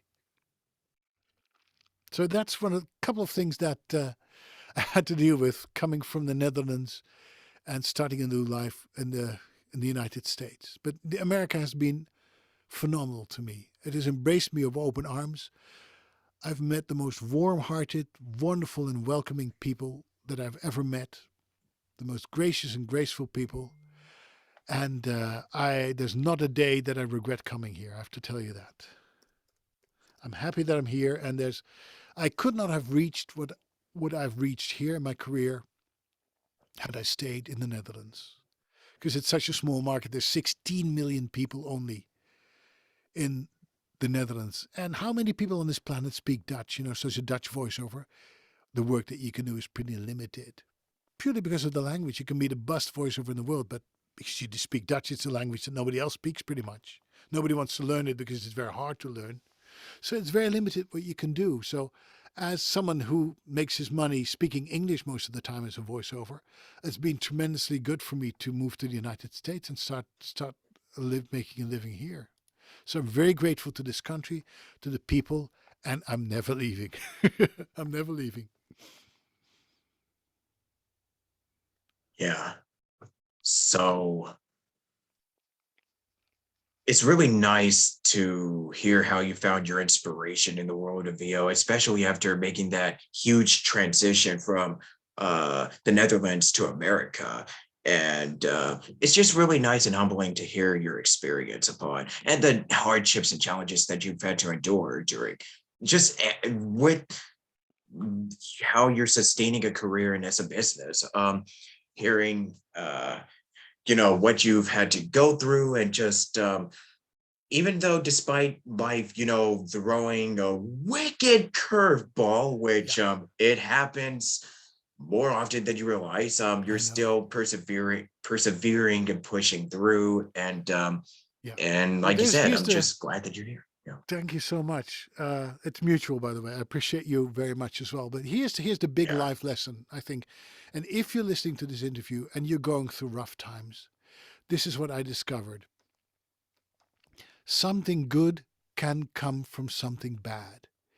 When you're in the middle of bad stuff happening to you, it's not always easy to see that, but something good can come out of it. To give you one more example, I had a very rough second marriage, which was in the United States. It didn't last more than a year, and it was a very dark period in my life. And I've never felt more miserable than during my second marriage. However, out of that second marriage, a beautiful daughter was born who is still the light of my life. One of the most important people in my life, the most beautiful soul. She is studying creative writing in Philadelphia and she blows me away by her intelligence and humor and kindness. So she is the proof, living proof that something good can come out of something bad. And that's an important lesson to learn. Unfortunately, we have to learn it the hard way, but it is a life lesson. So hold on to that. Something good can come out of something bad.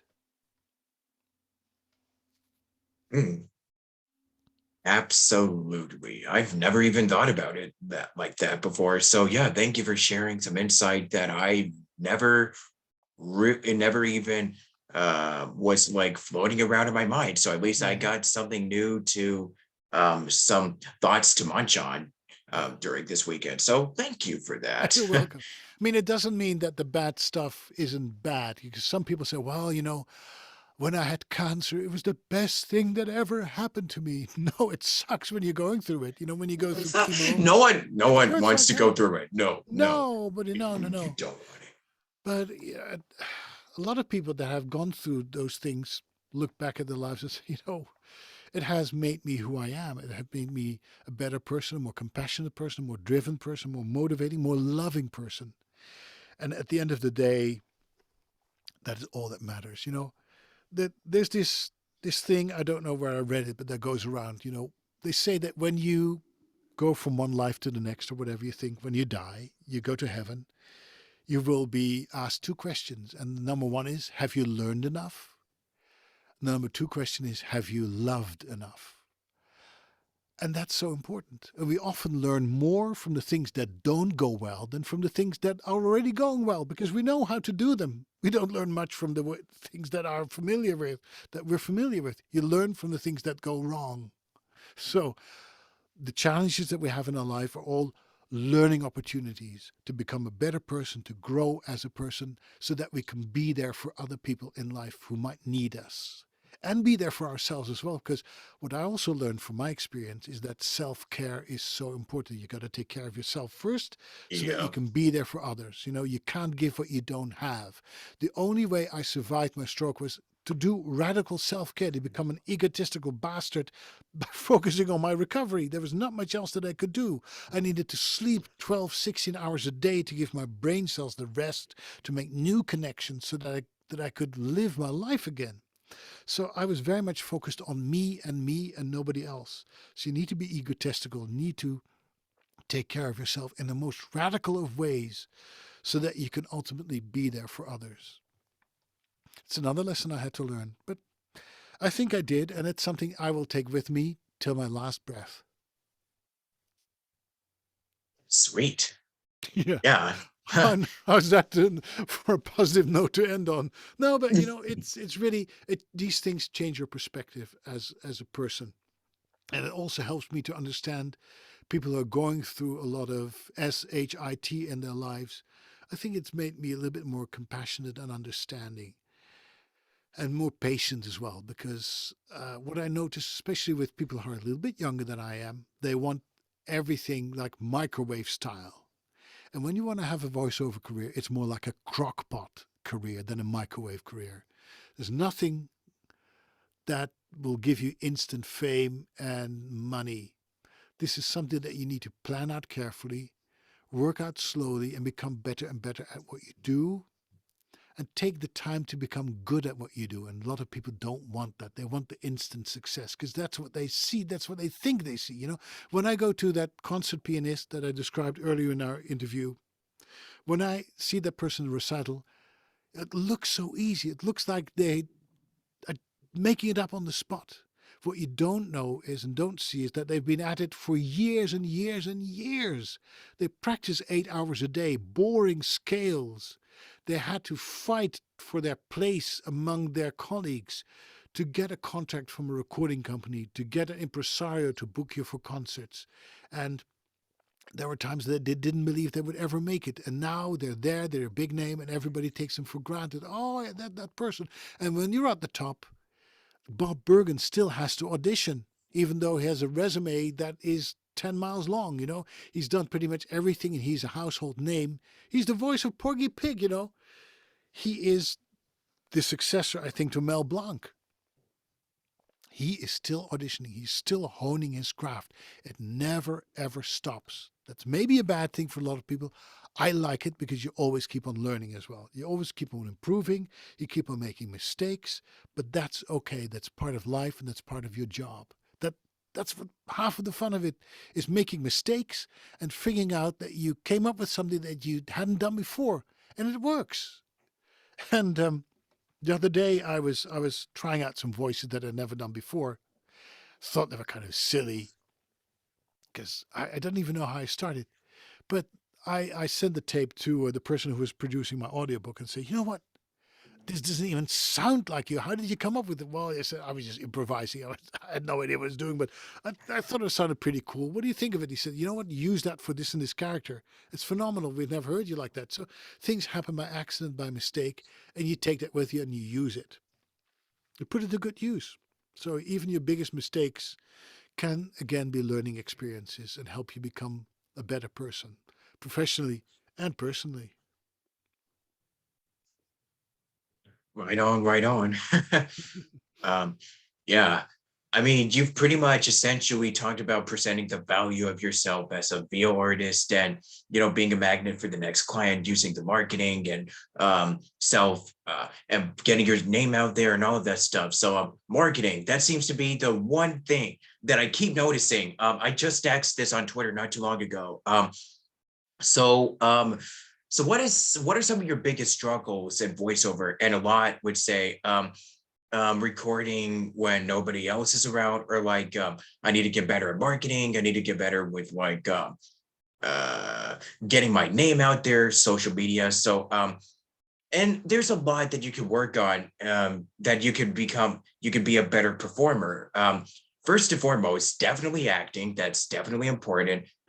Second is, your recording space, sound treatment, and the third thing is growing a business. And there's a lot of other, stuff that we haven't even touched upon, like throughout this interview. Like, there's a lot of advice out there where if I pretty much have like I've talked to a lot of different guests over the years, and they all gave insight on different areas and different just aspects of the industry. Like there's this big change and push towards like more diversity and more representation in the industry, and there's a lot of podcasts that delve into this, um, and that's definitely something that I'm gonna touch upon in another episode. So Right. yeah, so there's a lot of different, like the industry is always changing, even Oh before yeah. COVID. Yeah, Right. I mean, like I Right. know that the industry, people say they're like, oh my gosh, everybody's removed to remote recording. It's kind of, I mean, I will say that remote recording, people have been, I mean, like you and me, we've both been doing this from home for like years and years and years. Like auditions, sessions. It's just kind of been like the industry has just adapted to this as like being absolutely mandatory, once COVID started. And Can we take a there's a short lot. Yeah. break? Can we take a little short break here? Because I Yeah, have to go to the little boy's room for a moment. Then I can answer your sure. question. All right, I'll be right back. Okay. And while we are taking a break, ladies and gentlemen, as we are approaching the end of this, please be sure to, like I said, follow me on Twitter at MysticIRJ everywhere, and just check out my stuff. I do like posts asking voice actors what is something that they like to get better on every day, and yeah, be sure to also check out other episodes of the podcast. Check out the one that I did with Drew Morrison, Tiffany Grant, uh, and a bunch of other guests that I'll be having on fairly soonish. And check out the recent ones that I did with Whatcake, brought her back on once again, and with Julia You can cut that Sweatis. pause out, I hope. No, no, don't worry. I'm just Okay. Yeah. self-promoting myself while you were out. But Okay, yeah, good. Well, you know what? I thought of an answer because the big thing that I had to learn in terms of marketing and putting yourself out there is sure. that there is no one thing, there's no silver bullet, no secret handshake that will get you to where you want to be. You need to do a lot of things at the same time, and that is fascinating, but it also means that you need to learn a lot of things and pretty quickly. And it's like if I were to rely on my blog only to put my name out there, I have 40,000 subscribers now, more than anyone else in voiceover land at least. But 40,000 is really nothing compared to people who have millions of subscribers to their blog. So, um, but in the voiceover world, it is considered to be a lot. But if I would rely only on that, then I would just cater to the people who already know me. So what I decided to do was I would start a mini blog, a micro blog every day on Instagram. I started doing that 2 years ago. So every day on Instagram at Nether Voice, that's my handle there, you'll find a short story or a tip that is not only interesting to voice actors, but to any creative freelancer. And so I started gathering a following there, and now I have almost 4,500 followers on Instagram, and and it diversifies the people that I reach with my message. And those people are also mainly creative freelancers, yeah, like photographers, videographers, script writers, people who make commercials, and all those people know people who need voiceovers. So if they don't know you exist, they won't hire you. So through my writing, through using the new medium for me, Instagram, I'm reaching an entirely different group of people that are not yet in the know. So I had to learn how to use that medium to my advantage. And then there's Twitter, there's LinkedIn, there's Pinterest, and what have you. Every year there's a new TikTok and YouTube. You cannot just do one thing and be good at it. You need to do it all. And what I've made, the transition that I've made is that I've become from being a voiceover, become a content provider. So normally what you expect of voiceovers is that somebody gives them a script and they read words that somebody else has written, right? That's what voiceovers do. It's not very creative. It's more recreative. We recreate something that other people tell us to do. Being a content creator is really that you have to go back to yourself.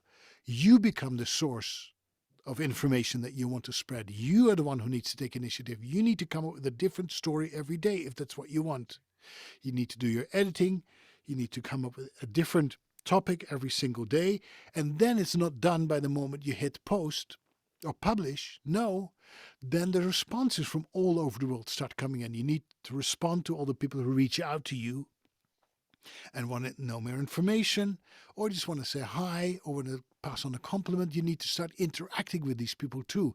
And all that stuff, it's wonderful to do, and I love it, but it all takes time. That's time that you can't put into what you really want to do is record voiceovers. So once you start promoting yourself, you got to make sure that you leave enough time to do your job and to do your other types of marketing as well. Because social media is like this big monster that needs to be fed constantly. Because what you write today is outdated tomorrow and forgotten the day after. You know, that's the way it is. People consume information so quickly, in one ear, out the other, so easy to be forgotten.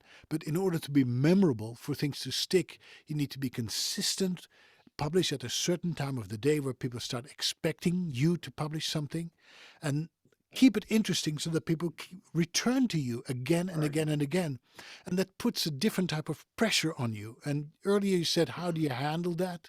Well, for me, I like that. I need that type of pressure. I need the expectancy of people to inspire me to write new things. I thrive on that.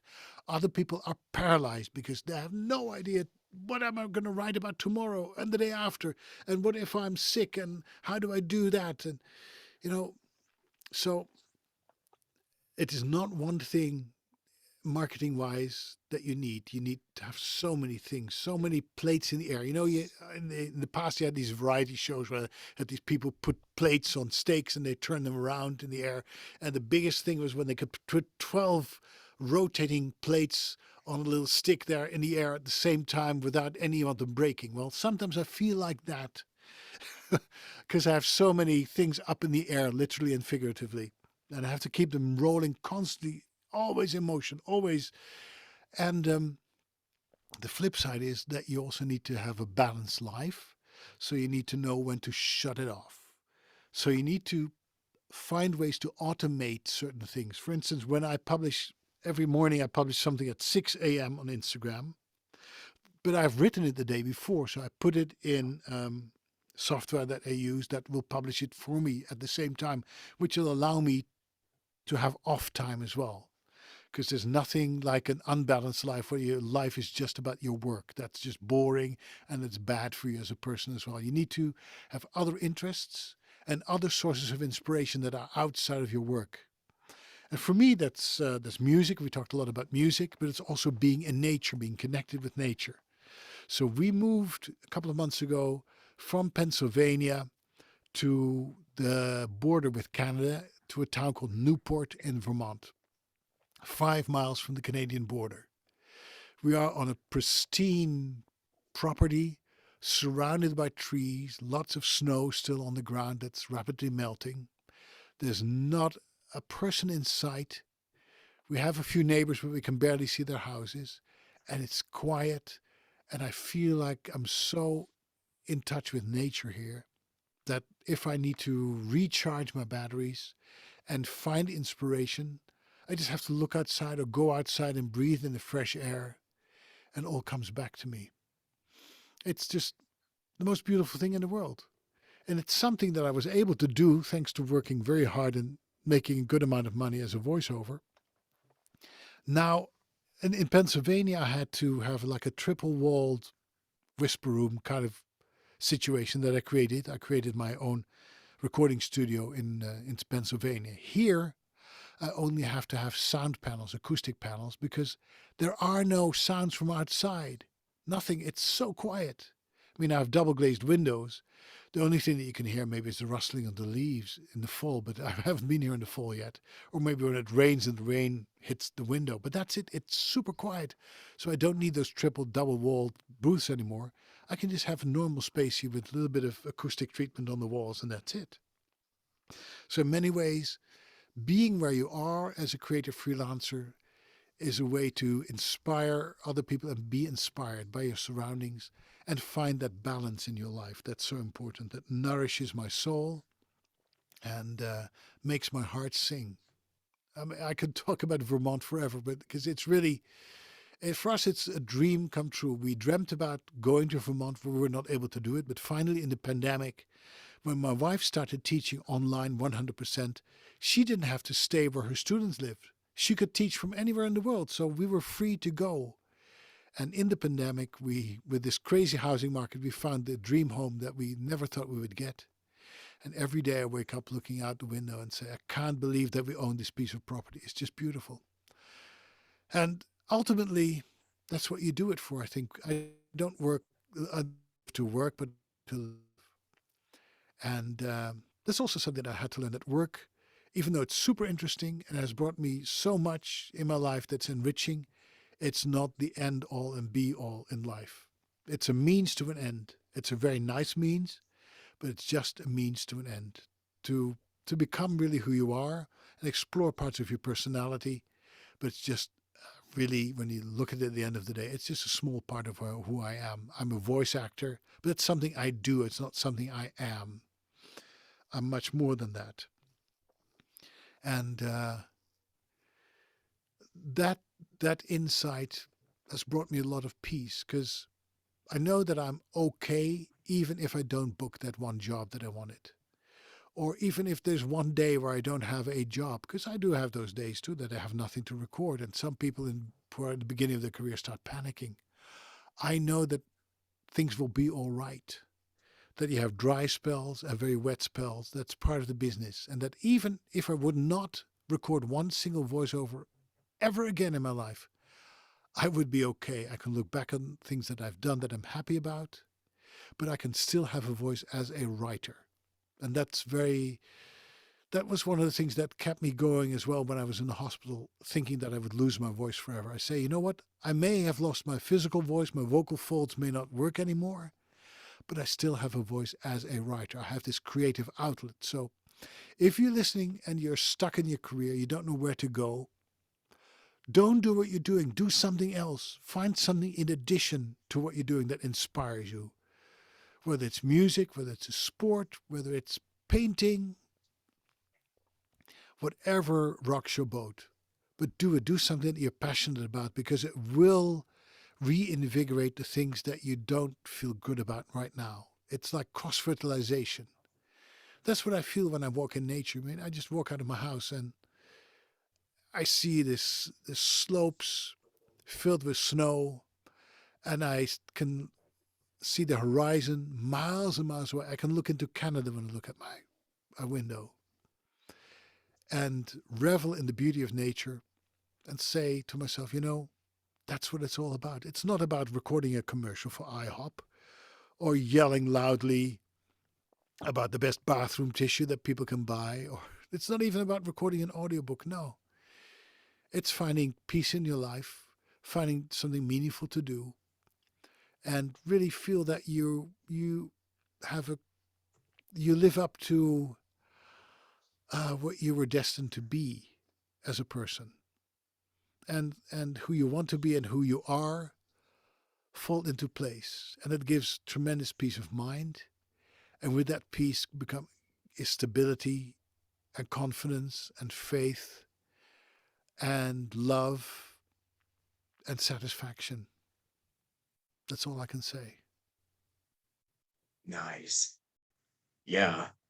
And I know you pretty much talked at length about, making money in your PJs and not worrying about the competition. And you just pretty much gave a good insight of presenting the value of yourself and why it's kind of like a saying where I've listened to Crispin Freeman's podcast where it's actually a quote that Steve Martin said where yeah, I know because people ask Steve Martin, like, okay, how do I get an agent or how do I get it? So pretty much Steve gave the moral lesson of saying something along the lines of be good enough. You have to be good to the point where they don't ignore you. And that's something Right. that brings to mind what you were saying earlier. Yeah. Of if there's this fear of people might forget you in a week or so my best piece of advice that I have for that is be consistent. Hmm. Find something small. It doesn't have to be really big. It doesn't have to be like, okay, I'm just gonna post on TikTok for like, I don't know, 12 hours a day or something like that. But just finding the small steps.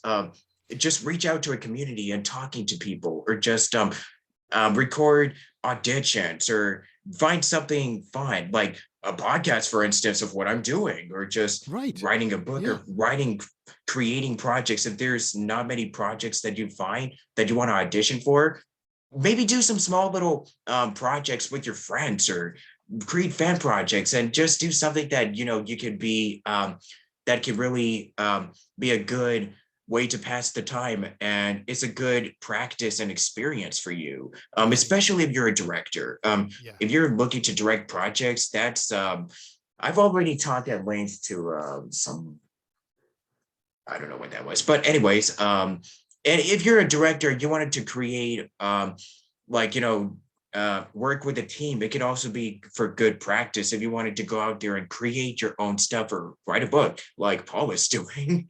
Just find something that you like to do in life and enjoy the journey. It's not like something that you have to be like, oh, I got to do this by so and so and so. There's no age limit.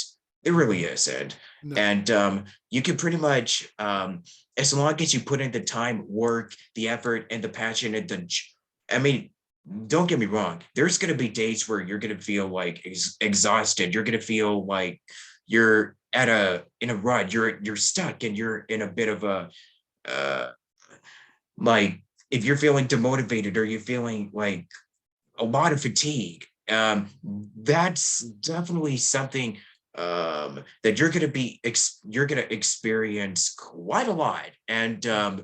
because like Paul said, I mean, every good experience comes from a place of like, and it's really true. We're like, even the worst of situations, there is always going to be that one light or that one positive that you're going to find and you'll find some inspiration from.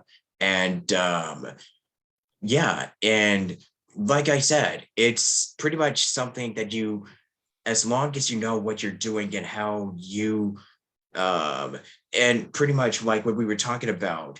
And we were just talking about like what really goes in to make an impact as an instigator and an inspiration, and just pretty much how you, Paul, were just talking about how it made you experienced your own growth as a person with like with the stroke and everything, and how you managed to find a new level of gratitude that you never found before. So it's about um, feeling grateful, the gratitude, and having that clear joy and passion for what you do in life that is really gonna help you um, enjoy the journey. It's gonna make all of the hard stuff, like all of the hardships that you're gonna go through in life, it's gonna make it less painful, and it's gonna Right. be make it all the more rewarding at the end of the day. Right.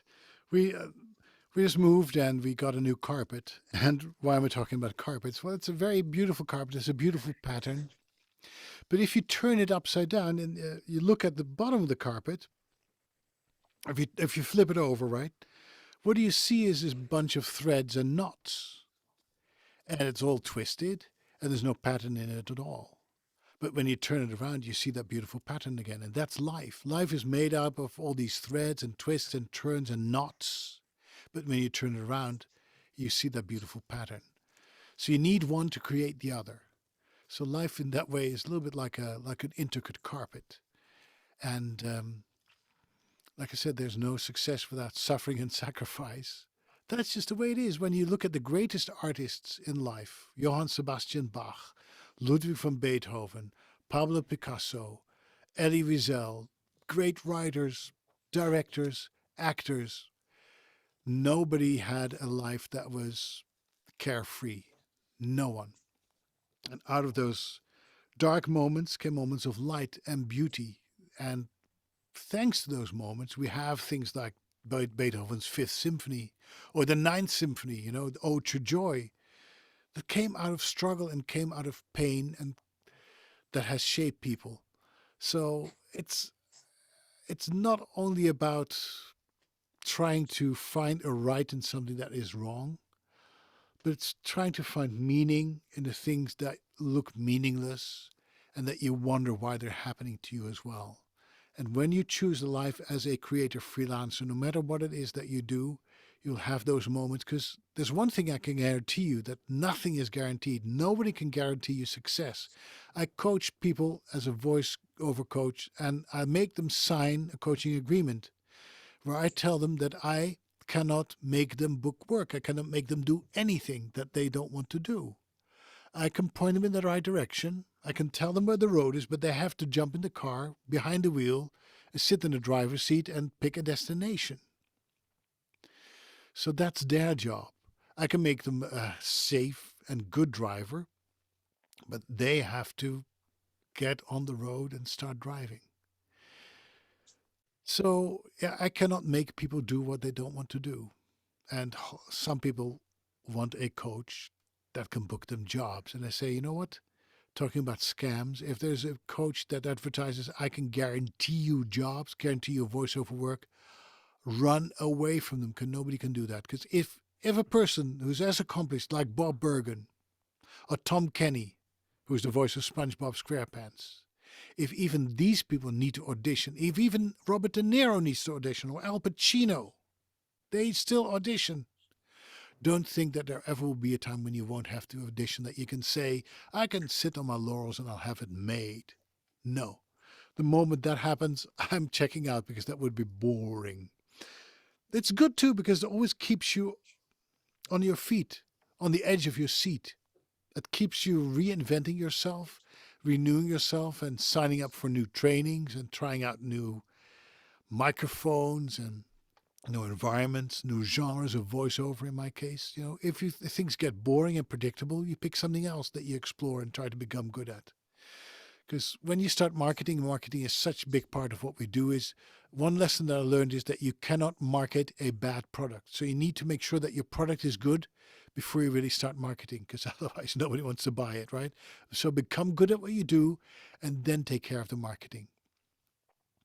Mm-hmm. But yeah, you constantly have to be on the lookout for what the trends are and then sometimes make your own trends.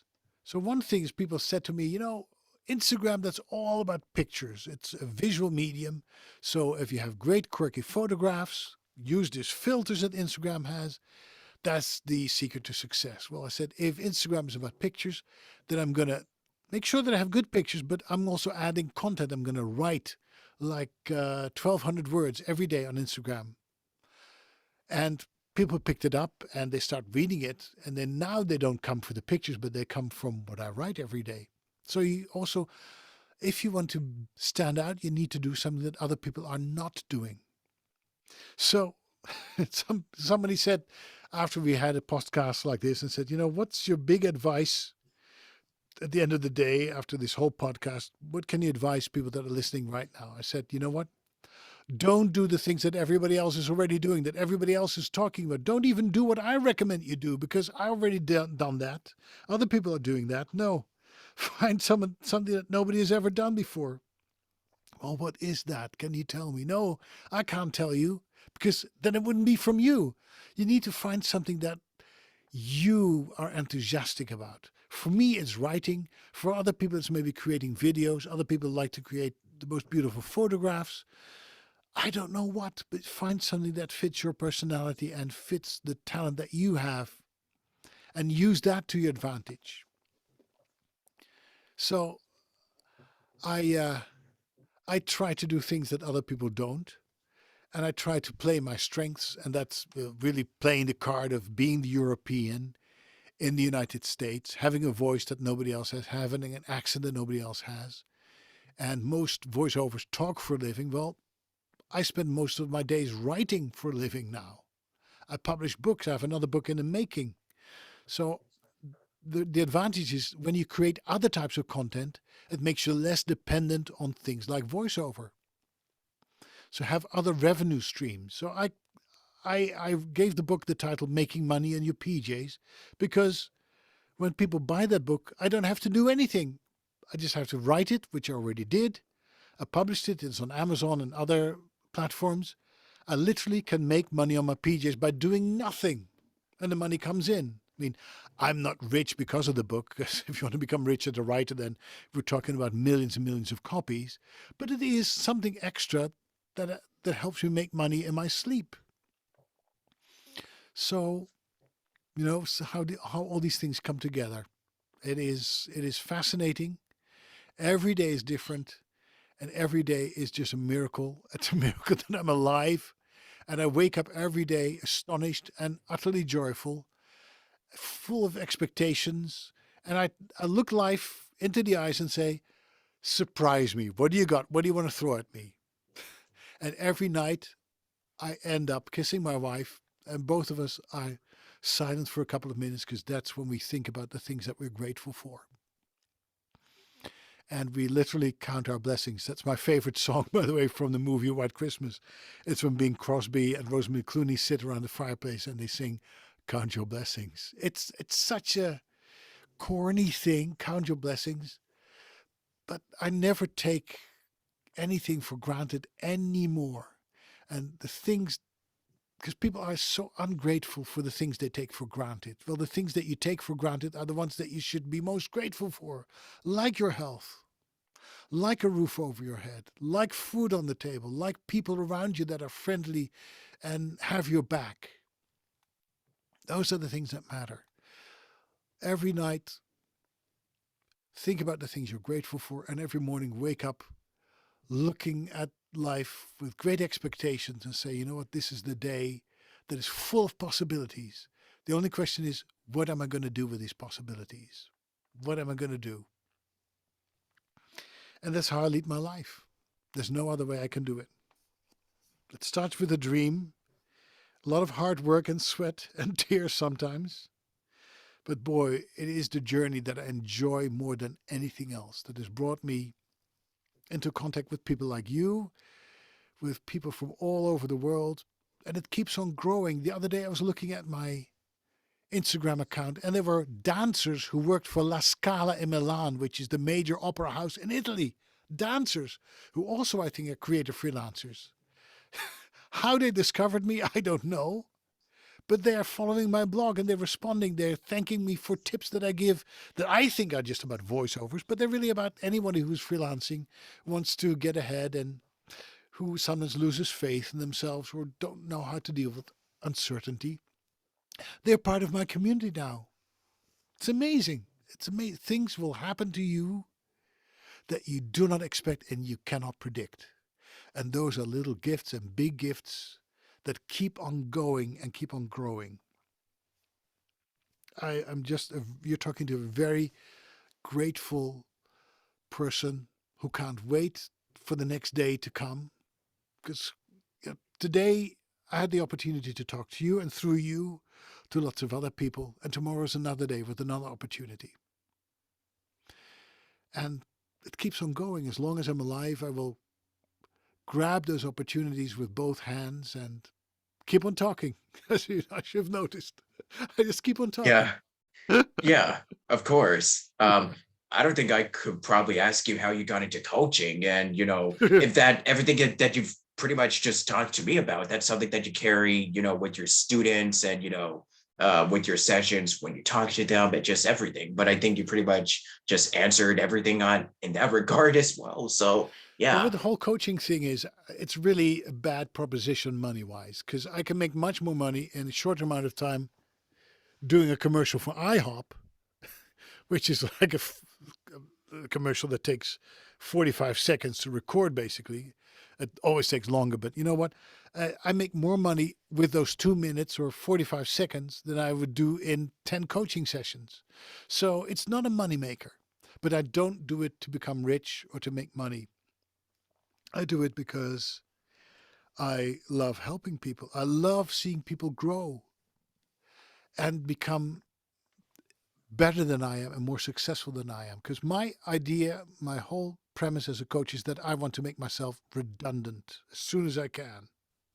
I want to be the shortcut that people need because I don't want them to have to go through all the things that I had to invent myself and find out through learning by experience, which is a very slow way to learn. If you have to learn through experience, it's one of the slowest ways to learn. So I can give them a little shortcut. And also, I'm not afraid to tell them that it's not going to work and that they probably should do something else. I don't do that when people already have paid me money. I do that through a selection process because it's very hard to get in as a coaching student. I have a very high bar and I have people jump through a number of hoops before I admit them as my student. And most of the people that I talk to that send me demos or tell me what their expectations are, I just have to say, nope, sorry. You're not the I'm not the coach for everyone, but you're not the student for every coach either, you know? So find somebody who's more fit to your personality or who you think can help you better. Because I'm not an animation guy. I don't do animations. I do more e-learnings and e-books and international work. So if you want to break into video games or animation, find somebody else. I'm not going to take your money. And often I tell people, well, with your attitude or with your expectations, they're so unrealistic, especially when I listen to what you have to work with. I'm not going to tell you that you're going to make millions or thousands of dollars using your voice.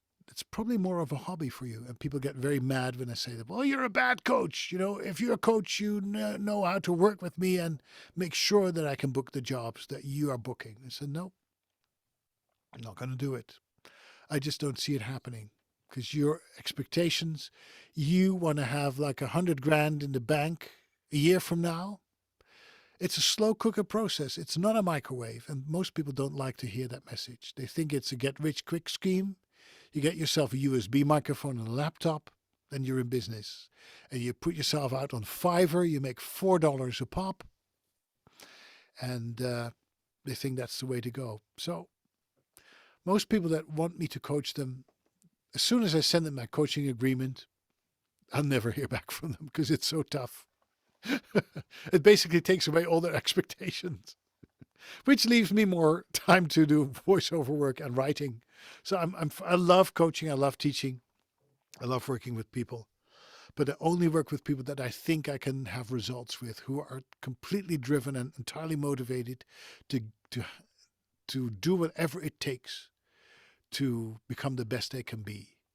And very few people are willing to do that. They love the fame and the end result, but they don't want to go through the pain and the monotony sometimes and the constantly self-marketing, putting yourself out there, recording audition after audition, being rejected again and again and again. That really beats down on you. That really is hard for your morale and your self-esteem. Most people who think they want to do voice acting, they're not cut out for it. Maybe they have the most beautiful voice in the world, the most resonant voice in the world, but they can't handle the whole business aspect. And then I have to be realistic about them, give them an insight into my life and what I spent most of my time doing. And then they say, you know what, that's not what I signed up for. It reminds me of my first wife. I'll tell you a story about my first wife since we talked about my second wife and my third wife already as well. My first wife was an airline hostess. And why did she become an airline hostess for KLM, Royal Dutch Airlines? Because she thought, I can see the world, I can travel a lot, it's the most beautiful thing. I fly around the world for free. Well, as anybody knows, if you know a little bit about flying, you know that it's really a terrible job. You're a server on board of a plane. You deal with jet lag all the time. And you don't have time to visit things if you have a stopover in a beautiful destination, because you know that a couple of hours from then you got to be woken up and you have to go back again and again and again. And your schedule is ruled by the person who schedules you in, who determines whether you go national or international. You don't have a life, you're lived by the person who determines your schedule. So it's not that romantic life that you have, what you think an air hostess has, or a purser or whatever. It's like a microwave meal. It always looks better on the box than it is in real life. That's the same thing with voiceovers too. It looks better, it sounds better. And once you have reached a certain stage in your career, then it becomes a lot better. But it's, again, another metaphor. It's like tennis. How many people play tennis in the world and how many go to Wimbledon and make it to the finals? Just a handful, right? There's maybe 100 people who make a good living by being a professional tennis player or a hockey player or any other sport for that matter. It's the same thing in acting and voice acting too. A lot of people are called, but a few are selected.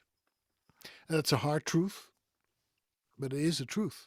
You got to learn to live with. But once you've reached that point, then it's one of the most beautiful things that you can do in your life. That one of the most fulfilling things, one of the most adventurous things, one of the things that gives you most satisfaction, and that I can look forward to doing for many, many years because, I could stay at home and as long as I can speak, I can make money with my voice. It's not physically demanding. I need to take care of myself, but it's not hard labor. I just sit on my chair and talk into a microphone and do the most amazing scripts every now and then. So you can do this until you're very old, and that's wonderful. But it's something that very few people really. That's a level that very few people will reach, and and there's not many answers to give to people who want it but never get there, because you're dependent on the people that select you and hire you, and you don't know what they want or what they don't like. There's a lot of uncertainty, but if you can manage uncertainty in life, you can manage life. And that's a metaphor. In a way, that's my blog. My blog is really about voiceovers, but it's looking at life through the lens of a voiceover. We deal with a lot of things that everybody goes through. Everybody goes through acceptance and rejection. Everybody who is a freelancer is looking for the next job and the next job and how to market myself, how to stay healthy, how to stay motivated, how to manage my money, how to find the right equipment. All these things we have to deal with. So through the lens of voiceovers, I deal with these topics and find inspiration to write about. Any more questions? No, I think we've pretty much just reached the end of this. So, Yeah, where do because you I don't want kind to bore people with more of the same, but it's been a pleasure talking about this, and yeah. I just if let me say this: if people are interested and wanting to know more and connect with me personally, I'd be happy to give them some advice or give them some feedback. They can go to nethervoice.com. There's a contact page, and you can write to me, and I'll write back to you. If you have requests, within reason, you have questions within reason, I'll be happy to answer them. I will not always give you the answer that you hope you would be getting, but I'm always honest. And that's just my opinion. I'm just one voice out of many. So it's not just that what I've been telling you for this past hour or so is the end all about voiceovers. No, there's many ways to get to the same place. That this makes it interesting too. But this is just my particular journey. But if you're interested in connecting with me, just go to nethervoice.com and use the contact field and write to me. Or check me out on Instagram at nethervoice as well. You can connect in direct message or on Facebook. Type in nethervoice and you'll find me. Easy. I look forward to hearing from you. Of course. And yeah, where do you see the future? Where does it hold for you? And where do you see yourself doing, at least in the next 5, 10, or like in a couple of years or so? Like as far as the industry goes, your personal life, your experiences, and just, just your growth and just yourself as a human being. And just Right. where does the future hold? Well, when I came to Vermont, I wanted to embrace a minimalist lifestyle. So those are the people who do more with less. So I've been throwing away a lot of stuff, a lot of baggage, literally and figuratively. And I want to do more with less. That's the thing when you move from one place to another place. You decide what you want to take on the move and what you want to leave behind. And it's very therapeutic, very cathartic. So I'm still finding stuff that I say to myself, do I really need it? For instance, I have like 6 or 7 microphones. I can only use one at the same time. Why do I need all the other ones? So I sold 3 and I'm about to sell another one. Good riddance. It frees up space in my life, in my mind, in my brain, and I embrace whatever comes next. And I don't want to know what comes next because that's ruining the surprise. Oh yeah, I good know that point. I know that one thing that I want to focus on more and more is my writing side because I really feel that I explore something that I do not get from voiceovers. Like I said, voiceovers is really reading texts from other people. I want to be the writer of my own script. And I see myself publishing a couple more books and reading those books as a voiceover, so turning them into audiobooks as well. And from those books, making appearances as maybe a public speaker, but then again, also wind down a little bit. Live a little, you know. I've been pursuing and chasing after success and doing this career since I came to the United States full time. And that's almost, well, it's 99, end of 1999 I came, so it's almost 22 years, more than 22 years. I've been going full speed ahead. So I don't want to have to do that anymore that much. I mean, I want to keep on working because that gives me a lot of satisfaction, but I just want to sit down and do nothing. Oh, that is, uh, oh my gosh, man, that yeah, is, I can relate. and not feel guilty. You know, sometimes I've felt guilty in the Uh-huh. past just doing nothing, but yet that in and of itself, being able to just What's that? breathe, look outside, listen to music, read poetry, meet with friends, be in nature, be with my wife, watch a great movie, Netflix and chill, cooking. I love cooking. All these other things that have nothing to do with voiceovers I can do now because I I don't have to be successful or go for that next big thing. Because there will always, whatever you do, there will always be a next big thing. And that's this thing built into our society that we always want bigger and better. Well, sometimes smaller and less is better than bigger and better. So now I'm going for smaller and less. How's that? Still word. Yeah. Do you have like any last piece of advice? Because I know you've given now, like, this is what you've been doing for like the past, like, what, 2.5 hours already? Yes. But yeah, do you have like any closing thoughts, any last words, any final like farewell goodbyes or whatever, any last bit of, I guess info or just anything that you'd like to close us out on before we officially conclude Mhm. this very insightful yet very long conversation Yeah, promise for me you'll cut the it. podcast. I hope you'll edit this because gosh, if you've been listening for all It's this probably going to be time, in multiple parts. Don't worry. yeah. All right. Well, if this is part 5 or 6 or 7 that you've made it to, congratulations. I want to thank you for your Whatever part patience. this is. I really have to commend you for sticking with me that long. Don't But worry. I'm yeah, used to this. So what it's on I me. I was talking to a very accomplished Dutch colleague the other day, and she is the #1 voice in the Netherlands. She's all over the place. She records in English, in German, in French, and in Dutch, so is multi-talented. And she was saying, Paul, I've been wondering, how do I break into the American market? Because that's something that I really haven't done in my career. How do I do that? And I ask her, you know what? Do you really want to? You really, what is it going to bring you that you haven't experienced right now? Is that really something you want? Because if you do, I can help you. But tell me, if you don't really want it, then why waste the time? And she said, you know what?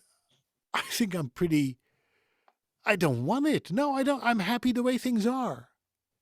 So my final word of wisdom is really take a moment and think about where you are now, how much you already have done, what has brought you, and be content for now. Be happy with who you are and what you have accomplished because you are enough. Don't believe all these people that tell you you must have more, bigger, better, make more money, a better car, a new microphone, a new girlfriend, a new house. Always, always, always more, more, more. And you know what? It's killing our planet, it's killing our economy, and it's killing our people in this rat race of always being more, being better. You are good the way you are. Just take stock of who you are, what you've accomplished, and be content. Find a place of contentment and say, it is okay. I am okay. And indulge in that for a moment. It's probably something that you haven't experienced a lot. And thank yourself. Be nice for yourself because we talk to other people all the time, but we also have our own internal dialogue and we're always listening to ourselves and we're not always nice to ourselves. A lot of people that seek coaching beat themselves up because they haven't reached what they want to reach, and they have forgotten the time to thank themselves. And you can talk to yourself. We do it all the time, but not always in a very positive way. So find that voice in yourself and thank yourself for having you carried through the most difficult time probably in history with COVID and everything. You're still here, you're alive, you're well, you have friends, you have something that's meaningful in your life. You've survived things that other people have not. And I've lost a couple of people to COVID. My wife has lost lots of musicians to COVID. And we're here.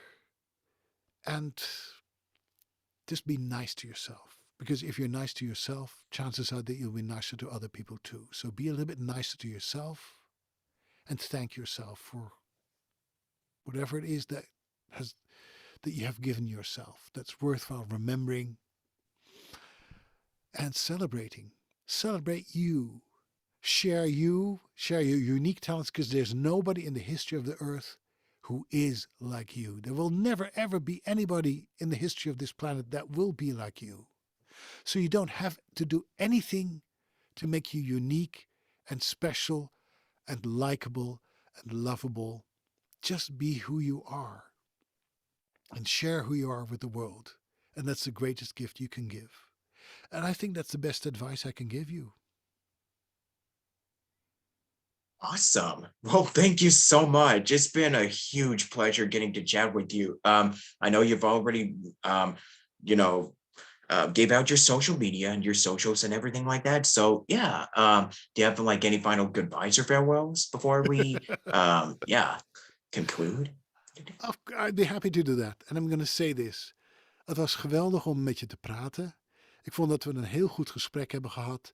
Ik wil je bedanken voor jouw tijd, voor je luisterend oor en voor al je goede vragen. En voor de gelegenheid die je mij hebt gegeven om iets te vertellen over mijzelf en over mijn leven en over mijn filosofie. That was me talking Dutch.